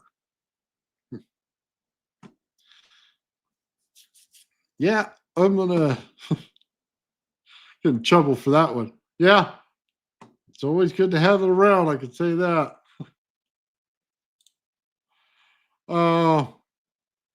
Got a lot of info on it.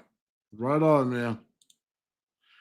We're going to be rocking out this show again, man, probably on Wednesday. I don't know if Sean's ready to come back yet or not. So I'm going to save that material that's gone to my email, and then I can back it up with a few more extra things, and we'll do it again.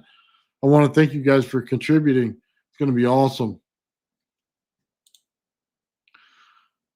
So what I'm saying is take the coil set up to the tower. Don't use top load yet. Connect your one-wire energy method to the cap of the tower and the circuit to the walla. Okay. Well, that experiment literally runs on the energy from the sky and the energy on the ground, and you're pulling the capacitors in between. That's what his whole radiant energy thing is. That's what the tower is. And based on where you put your capacitors, how much amperage field you can get out of it in order to put it to something else. So, yeah, I mean, that'd be cool, man. If you can get those distances nailed, oh, it's awesome. We saw Inventor 3 do this. He put the rod in the ground, he put his Tesla coil on it, and he got a value out of it. He put capacitors on the back end to pull the draw. So right out of this, put draw out of the earth, put the capacitors on it. Put a little light bulb on it, right there. Well, the same thing comes to the sky from a corona motor. We do the same thing.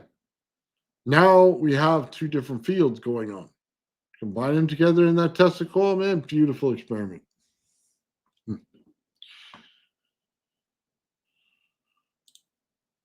Oh, let's see. Take a look at what happened in the first power station experiment. It killed somebody, if I'm not mistaken, because they threw the switch and wasn't able to drop the voltage enough before they did it, and it overpowered them. At least I know that's like Niagara Falls kind of stuff. Yeah, I'll wait to see it. I'm excited, John. I want to see that. So, yeah, don't flip the switch right away. Go with lower energy. I'll be honest with you, though.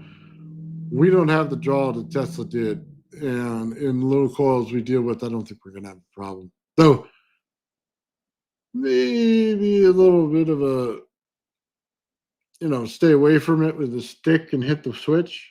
Might be a good thing for the first time you run it. Oh, yeah, that's what I said. He was killed by a bolt of lightning. It was overcharged. Absolutely. They didn't have any grounds in it. They weren't. They didn't use Steinmetz yet, so it was just based on Tesla. So when Steinmetz came along, he told you how to ground it out and to eliminate that extra voltage right away upon startup. So that, Steinmetz contributed quite a bit to that and was able to stop that so people wouldn't get hurt like that. The water hammer is an amplification, by the way. It's a pulse wave that goes into reactance to another wave, to frequency. It's pulsing the frequency. That's what you're doing. It's the same thing as a piezo disc. It's shooting on your oscilloscope all day in a cold energy field, you're pulsing it. It's because it can be manipulated that way. As soon as you put a bunch of amperage in it, it's useless. It won't work. So, yeah.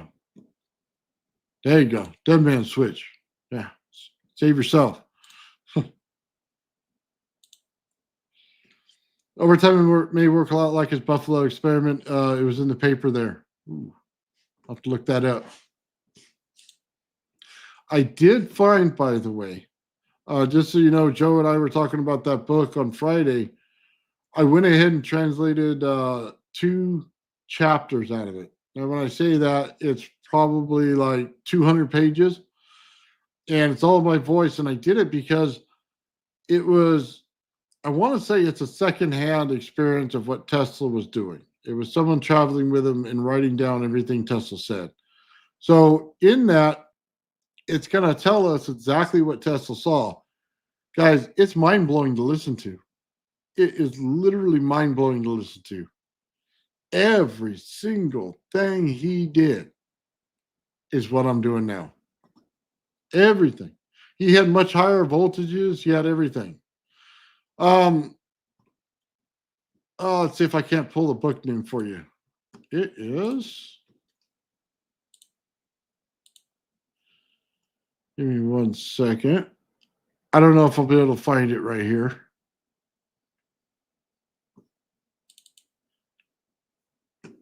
Inventions, Research, and Writings of Nikola Tesla. Again, it's Inventions, Research, and Writings of Nikola Tesla. It's a 500-page book. And yeah, it's amazing. So, like I said, I'm going to have it put out here for you guys so that everybody can listen to it, maybe in the car or whatever, put it on my podcast channel. You'll be able to listen to it and just enjoy it and get a lot of knowledge out of it. God knows I hate reading. And I hate to say that, but I do because it puts me to sleep. But listening to it, maybe I can get an extra hour out of it before I fall asleep and have to listen to it again. Can't tell you how many times I think I watch them gold miners, man, when I go to bed. It's always on, and I always miss half of it and have to, rewind or, sorry, new kids today. I have to go back and change the video that I was on. Rewind. Be kind, rewind. Yeah, definitely cool, man. So, yeah, you guys can enjoy that. I think the first chapter is about all of his motors. And he's got neat tricks in there for all that. Then the next tapes, the next thing, man, that he goes into is the high voltage energy, and he clearly makes a distinct difference in what he's working with. And that was what was awesome for me because he was able to show the high frequency, exactly what he's talking about and what they're doing.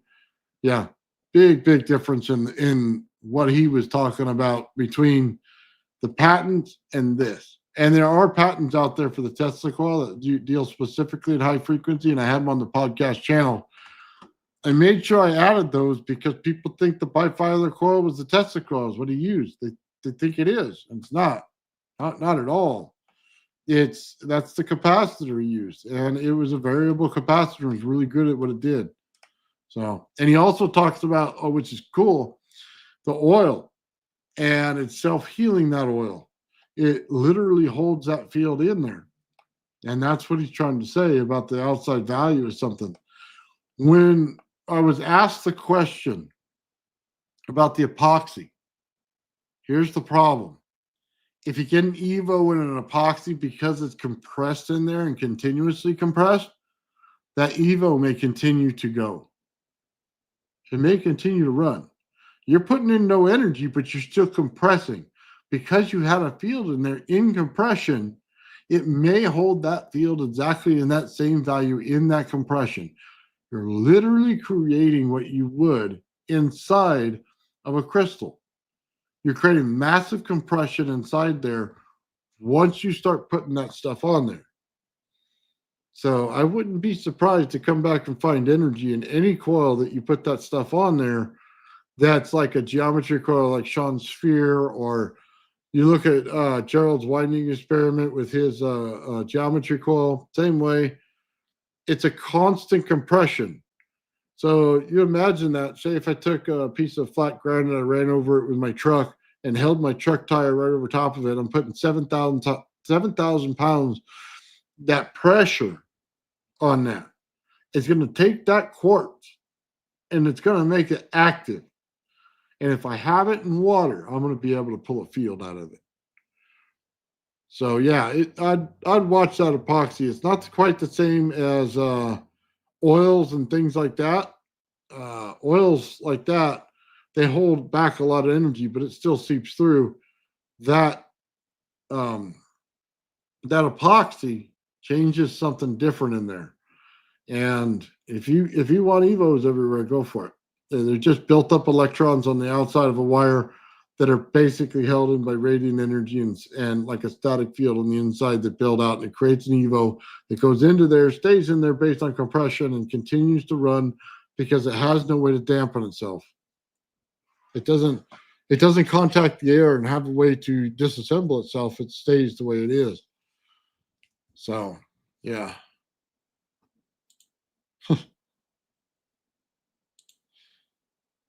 Try your coils well again. Well, let me know, John, if you need something. We're right there for you, man.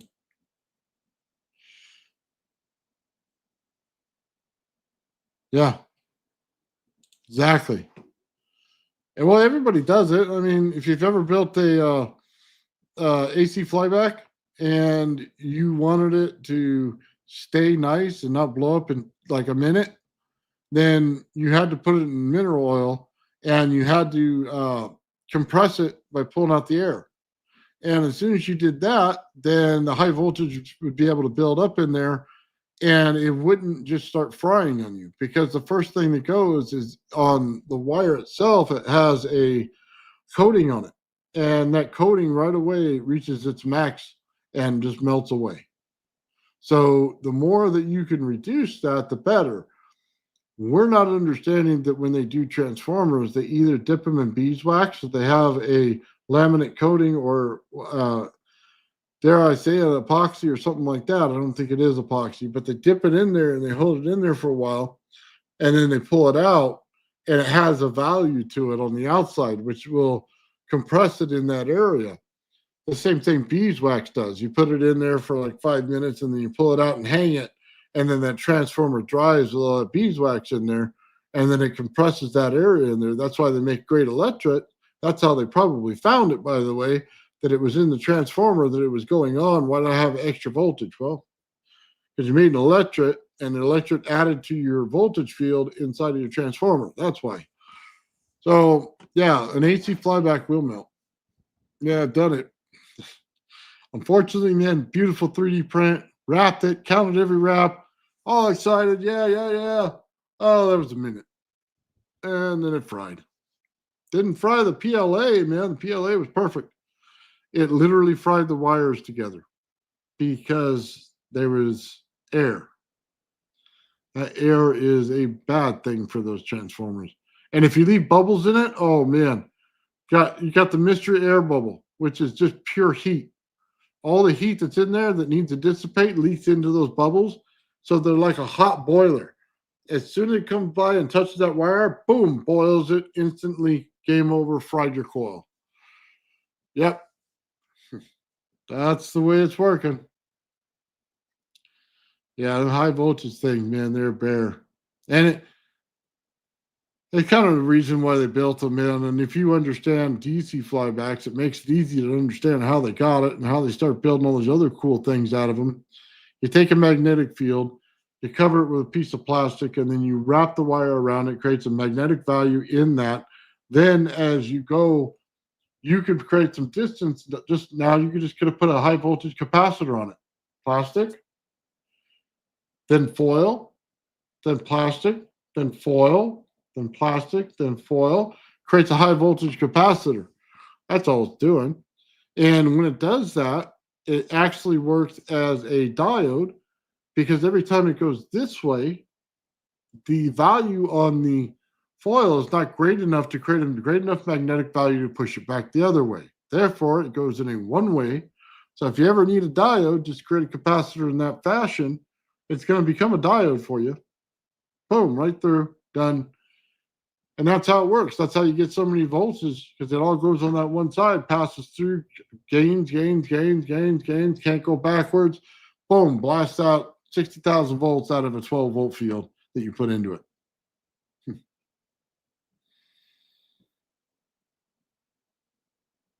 Yeah. That is what Tesla did. Yep, captive reflection. There you go.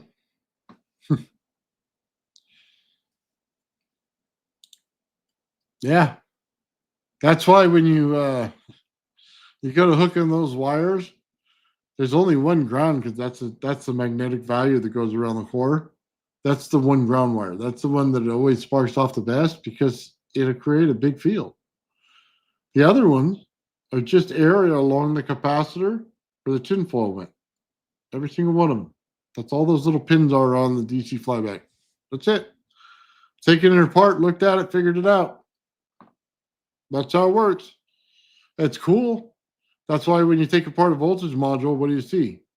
You basically see a high voltage capacitor. It's tinfoil wrapped with plastic around it, all the way around, tons of wraps, and the thing puts off a very super high voltage field. And that works the same way. It's the same principle. Yeah, I got to use a shielded wire. Let me tell you, John, I made that mistake. I go, okay, let me just take a tinfoil tape and run it out the side. Let me tell you, bad thing to do. I took the shock on that one. Insulated wire, yes, and just simply put a little aluminum tape to hold the wire down on the inside of that capacitor. Yeah, you're right.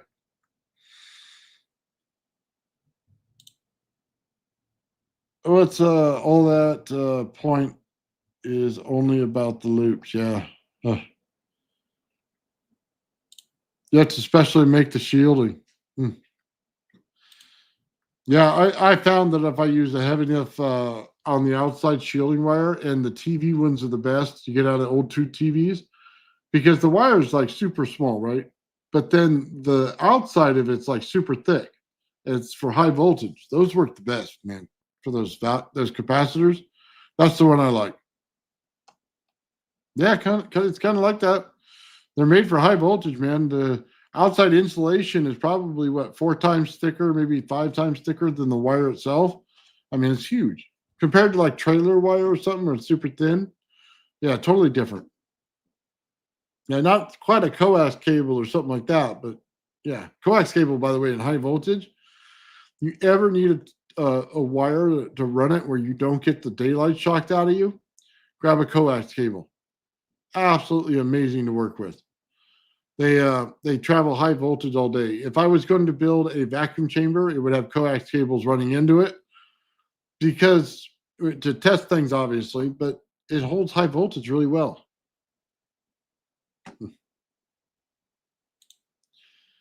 Yeah, coax cables are great. Man, I sat there unsafe projects of old man builds. I sat there with a hole saw and clipped my high voltage negative to another round disc on the outside, and then I held the trigger of the drill and let the hole saw go around. I just took that coax cable, man, and put it right up against it. Plasma, right? Pink plasma, beautiful thing. Okay, a lot of amps in that one. So yeah, it didn't affect me a bit. What got me was the static electricity that built up on the drill. If you didn't pull out that drill and you just stopped it where it was, you got shocked.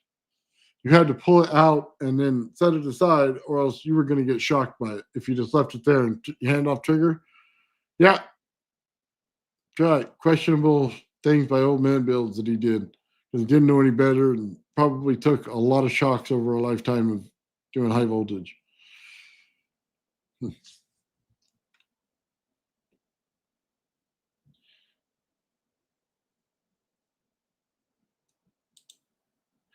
Let's see, you just can't overload the captivity. There is a limit to, depends on how much between the capacity and the heart. Yeah, you're right.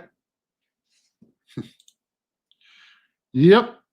I fried several of them and some of my best ones too. They weren't meant to run like that, but man, sure did put them through it. Learning moments. Yeah. Oh, that's why I tell you, man, never put the number 2 directly connected to that wire going into the water. It's a learning moment. You don't want any part of that. You want it decoupled and down that rod down the center. You do not want the other side of that. That is not your friend. Oh man. Fry it and find out, huh? That's what old man Fields does. Fry it and find out. Dude, I got like a giant box full of stuff that I blew up. And I know I shouldn't be proud of that, but it means that I did my job on a lot of experiments and I pushed things to the limit. And I made it so the voltage wouldn't lie to me. Sometimes, man, if you don't run things in high voltage, you run them in low voltage, they lie to you. They give you a different impression of what they are. It's only when you run them in low voltage and high voltage and medium voltage and you find out exactly what this thing's doing and what it's telling you. Then you got to be thorough about that. Bunch of coax cables. There you go. Gee, those coax cables are awesome. I love those things in high voltage. I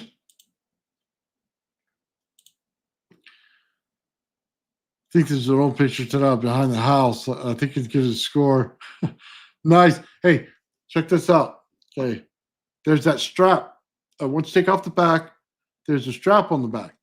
And that strap goes around the whole back of the TV. It's metal. Clip to that. That's your negative. Go over and pull the little cap on the back of the tube. It comes out right there to your flyback. That's your positive. Put it into your spark gap. And you go like this. You turn it on.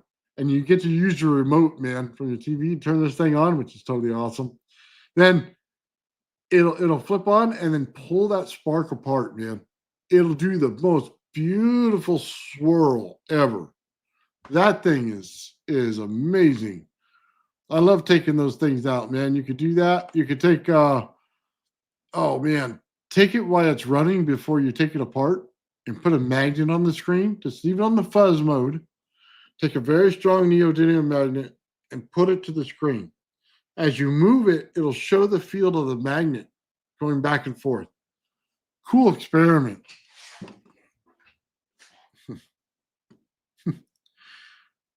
Let's see. Did you see the zap between the secondary and the rod? Crazy yellow color. Yeah. I saw the two that were going out like this on the rod down the center.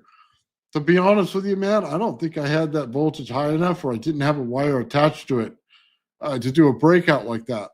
I never thought about it, to be honest with you. I was so consumed with doing the one wire. I guess I missed something, man. But I think it's awesome you found it. It's more like Sean's experiment, to be honest with you, what you're doing there. Because his coils, round sphere, and the rod does come down a little bit. So yeah, it does show it off a big array. I guess I should have understood it did it because you're putting compression on it. So yeah. 32 inches is perfect, man. That's the best size.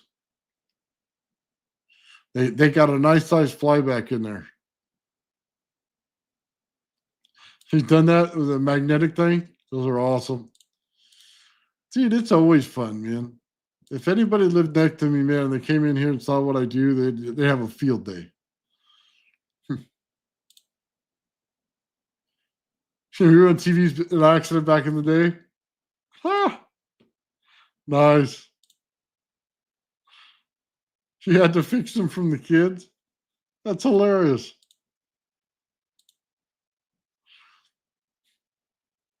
No, left it there 9 years ago, huh? But lucky you still have it, man. I had to go pay $20 for one. Somebody playing their little Nintendo on it and sold it for $20. So,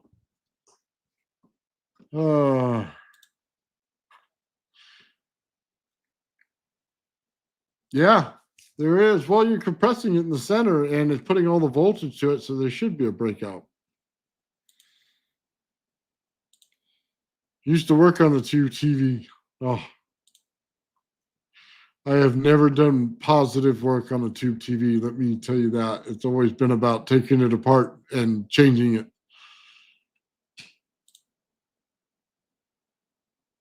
Doesn't matter if it works or not. Try it out. I bet you that flyback works, and then keep the transistor or transistor is. I don't think it's a MOSFET. I think it's a transistor. Keep that because it's a really good one. Bigger speakers makes the TV too close to our TV. Getting the boom box going, man. Rocking that thing out. Huh. Oh, those caps, by the way, that was awesome what you did. I saw it. I was thinking about it. Instead of putting them in parallel, you put them in series, right? So one after the next, instead of in parallel together. Yeah, you're right. I think, though, honestly, if you get the high frequency caps, your discharge will be higher if you run it in AC. So just keep that in mind. And they're self-healing, so it's a little bit different of a capacitor because it just runs it faster. So it's able to put out a longer discharge spark. The other ones, they're kind of different values, so they hold it in a bit. It's probably, it gives you about this far, and then the other caps go this far. So maybe I'll try that out.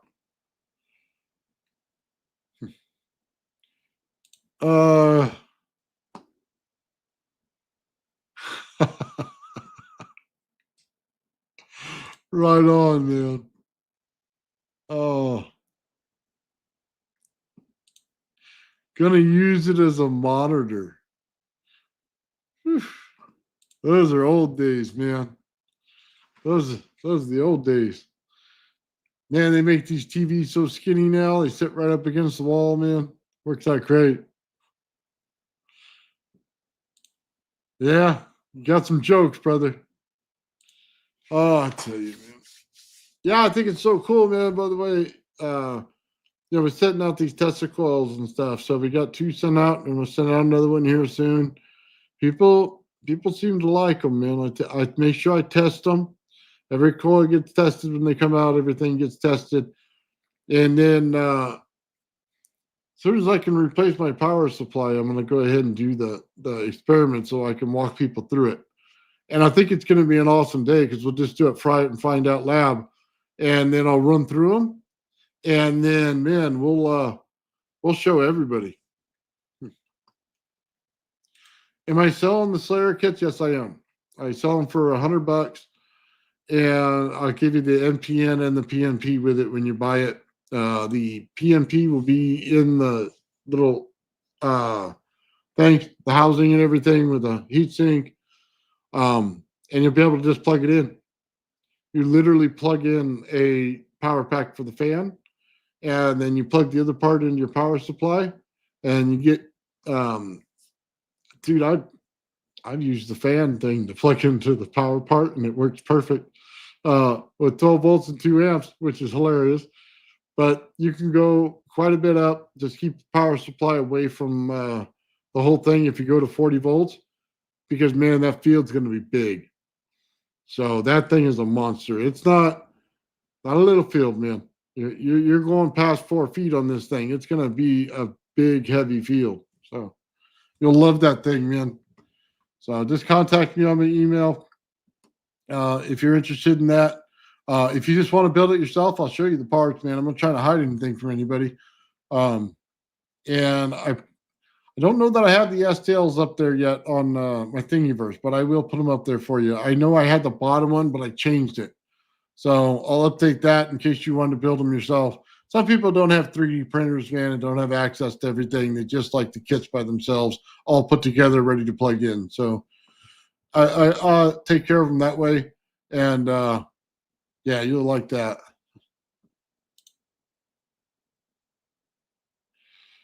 Yeah, static field sucks compared to modern electronics. You're right. There's no shielding because they no longer use the high voltage the way they do, so they don't have to shield everything in the world. Yeah, thank you. I appreciate that. You want the driver and the coil set up? Right on. Yeah, well, you can get both, man. I give, people buy the coil, it's $200. You buy the PMP, it's $100. But together, I put them at $280. I also throw in the rod for the down the center. I give you one of those as well in that kit, and you get the NPN as well, which is the to be able to check your coil. You get all that stuff in there. I put extensions out there for that. I think I'm just going to build the wires longer from here on in. It's going to look kind of crazy because it's going to be quite long, but it's worth every bit of it because to protect your power supply. But yeah, it's worth it, man. People like them, man. They work great. Like I said, I test everything. They don't come out of here without that.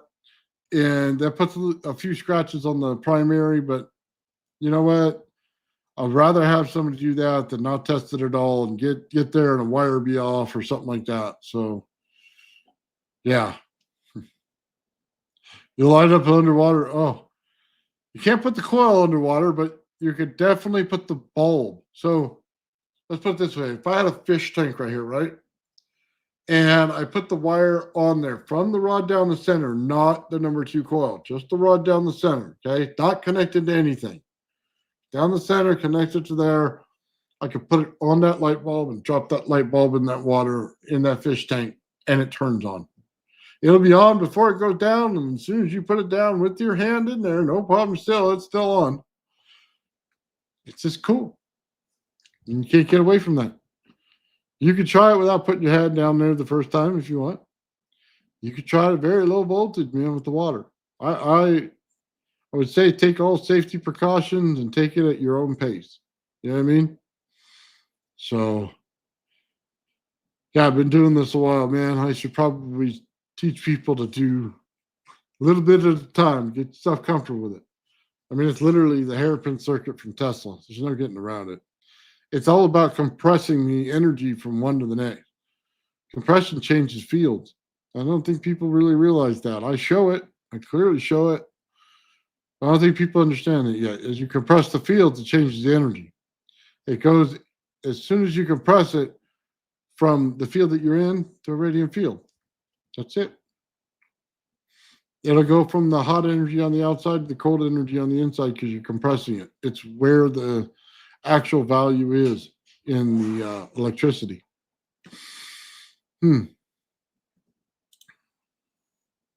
I thought it was cool you tested it thoroughly before sending it as well. Nice to see something fire up right off your ship. Yeah. My favorite part, man, when people get back to you and say it's working. I mean, it's the whole reason I'm doing it, isn't it? I want to see it working. Right here. From one's perspective. You haven't touched the water yet. From one perspective is the video you saw earlier, man. He got the first coil. That thing looks sweet, man. It fired right up, huh? Right away. That's right. Changing the feel. Yeah, why not?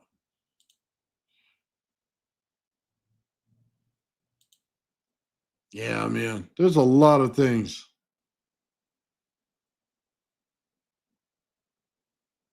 Cool. Yeah. Send me a video, man. Oh, yeah. You're loving it, huh? Oh, man. That's awesome to hear, brother. I want to thank you very much for purchasing that coil, man. I hope you have all the fun it gives you, man. That thing is awesome. Dude, you notice the amount of energy you get out of that thing right away? Like those little lights that you put over the gas tubes, they just lit right up, man. Like they were nothing. They just, boom, completely on. You're like, whoa. And you see the spark you got from that rod, man. That thing was up at what, 13 volts? We're not very high. That's why I say run that. Put that thing down to like 8 volts and put it in the water and try it first. You got tons of energy there, man. I couldn't believe when I built that thing how much energy I got. It blew regular Tesla coils out of the water.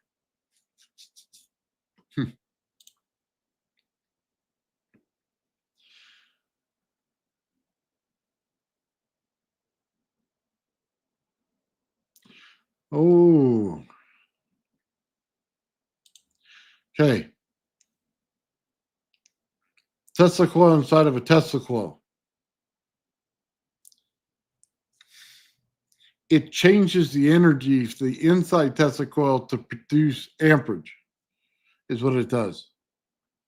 If you run a Tesla coil inside of a Tesla coil inside of a Tesla coil with the rod down the center and you put them all in the correct frequency, you get lasers.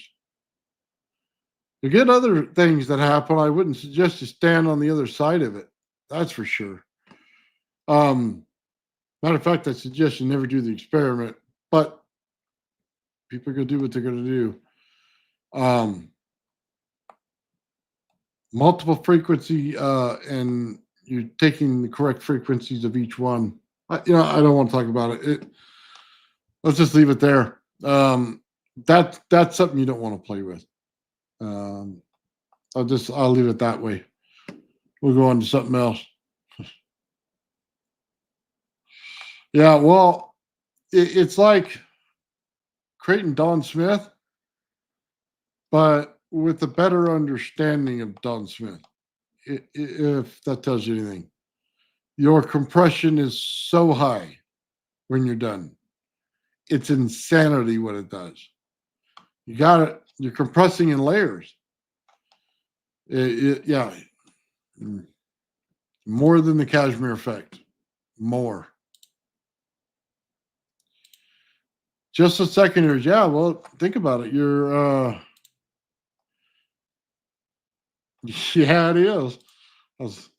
Well, you can't. Once you compress stuff together, it compresses into light. You can do it with high voltage all day. Understanding how frequency works, man, in this whole thing. If you've understood anything I said about frequency, you understand you're amplifying the living daylights out of this thing. You're lucky if it gives you the light as a warning. Anyway, don't do it. Huh, it's nuts. Yeah. Yeah, there you go. Nasty power. You don't want nothing to do with that. Yeah, you would think until you change the fields, John. As soon as you change the fields, that limit goes out the window. Because remember, you're instantly changing a field. One turns on the next, turns on the next, turns on the next, and you're instantly flipping field to field to field to field. Then the limit goes away. Yeah. Well, you would hope it would, but the compression speeds it back up. Yeah. There you go. Yeah. I'd love to say the magnetic slowed it down enough. It doesn't. There's not enough there. Even if you try to run it outside of it, there's not enough there to slow it down. Not in that way. Cross couple transformers connected to the earth. Yeah. Do a little bit of that. You know, one thing people should try is if you get another secondary coil that matches the coil, and I mean in frequency, not in the resonance frequency that it's running at, not the same size. Okay. Not the same windings, the resonance frequency. So if you find the resonance frequency of your driver and then the other one, you have to calculate the capacitance in the wire that you use. But if you run ground to it, only ground to the number 2 winding, you get a nice field about 20 feet away. It's really awesome. And I did it with the one wire, man. You saw it. I put it on the table over here in front of me with the white one.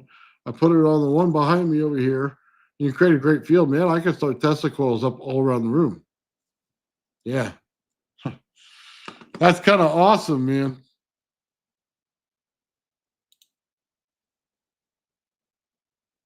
Yeah, well, you heat the filament. That'll do it. There's another way to turn it on. The values in those bulbs, man, they kind of lie to you. I mean, you say, well, you can't turn on a 115 volt light bulb in AC with what 10 volts and 2 amps of a Tesla coil, right? Of a DC field. But you're able to do it. The gases work much better.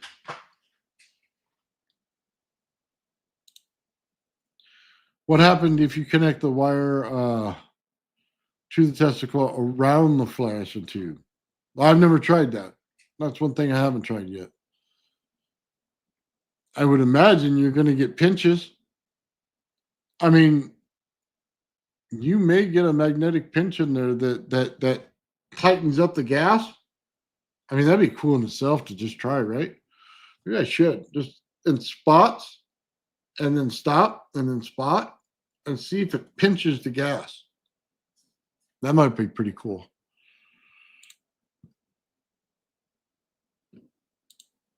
Yeah, the light bulb. Yeah, I told you the light bulbs. I light up light bulbs every day, man. I was making a nice. Yeah, I was making little brackets so I can hook them to my table so I'd stop dropping these things. They're like clumsy hands when it comes to dropping things, I guess. But I need them hooked on there so then I can just hook them up on my, on my garage door and stuff like that. And as soon as I turn on my Tesla coil, my garage door lights up. That'd be pretty cool, man. I'm going to do something like that. I created them in Fusion 360. I just haven't printed them yet. I've been printing coils all day long, man. So remember what fit the field, just the capacitance around the tube.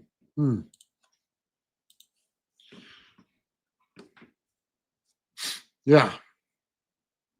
Does any one of those things, man.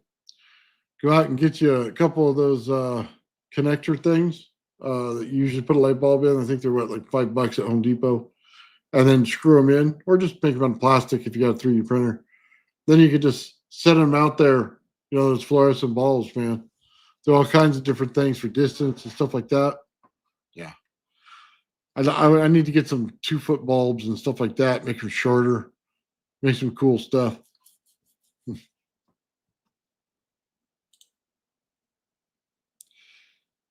Yeah. You trigger the heat switch. Yeah. Anything that has to do with the radiant energy, which is heat, you need to be able to do.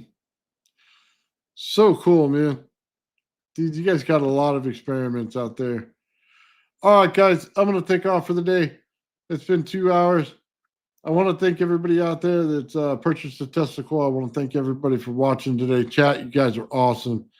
I'm going to be getting back to some experiments here soon. I'm going to start lighting things up. So, yeah, it's going to be fun, man. So, maybe if you got a Tesla coil and, you made your own or you bought one, rock them out with me, man. We'll do them together. So I'm going to try to set that up here real soon. I'm going to get on Amazon and order my power supply, and then it's time to go. I figured out what was wrong with my AC from last time, by the way. I don't know if anybody remembers that. I had troubles putting it in AC. Well, of course, I put it in backwards. I have a wiring code that I go by on my wires when I plug them in. In my AC system, I put it in backwards, and I don't know why I did that, but I've since fixed it, and now I can run the AC and DC and do all the experiments. So if Sean's here on Wednesday, we'll have Sean's all his stuff, and it'd be really awesome. And if not, man, we'll just fry some stuff, and we'll go to the lab and work on it. And yeah, because now I have everything. I figured it out. So, all right, guys, have a great night. I want to thank everybody in the chat. Thank everybody, man. Awesome. If you guys can help Joe go mining, man. Thanks, guys. The old man built.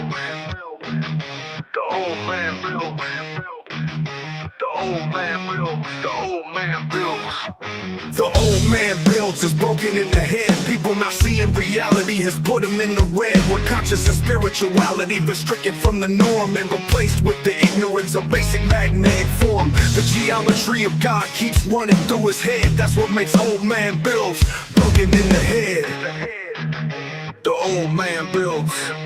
The old man builds. Spheres of destiny are spinning in his mind, making him travel back and forth in time, battling the establishment for just a little recognition. Has him forcing the world to understand his premonition. That world will have all the technology in the end, even if it means his life will fail to extend. The old man builds. The old man builds. The old man builds. The old man builds. Fears of destiny are spinning in his mind, making him travel back and forth in time, battling the establishment for just a little recognition. Has him forcing the world to understand his premonition. That world will have all the technology in the end, even if it means his life will fail to extend. The old man builds. The old man builds. The old man builds. The old man builds.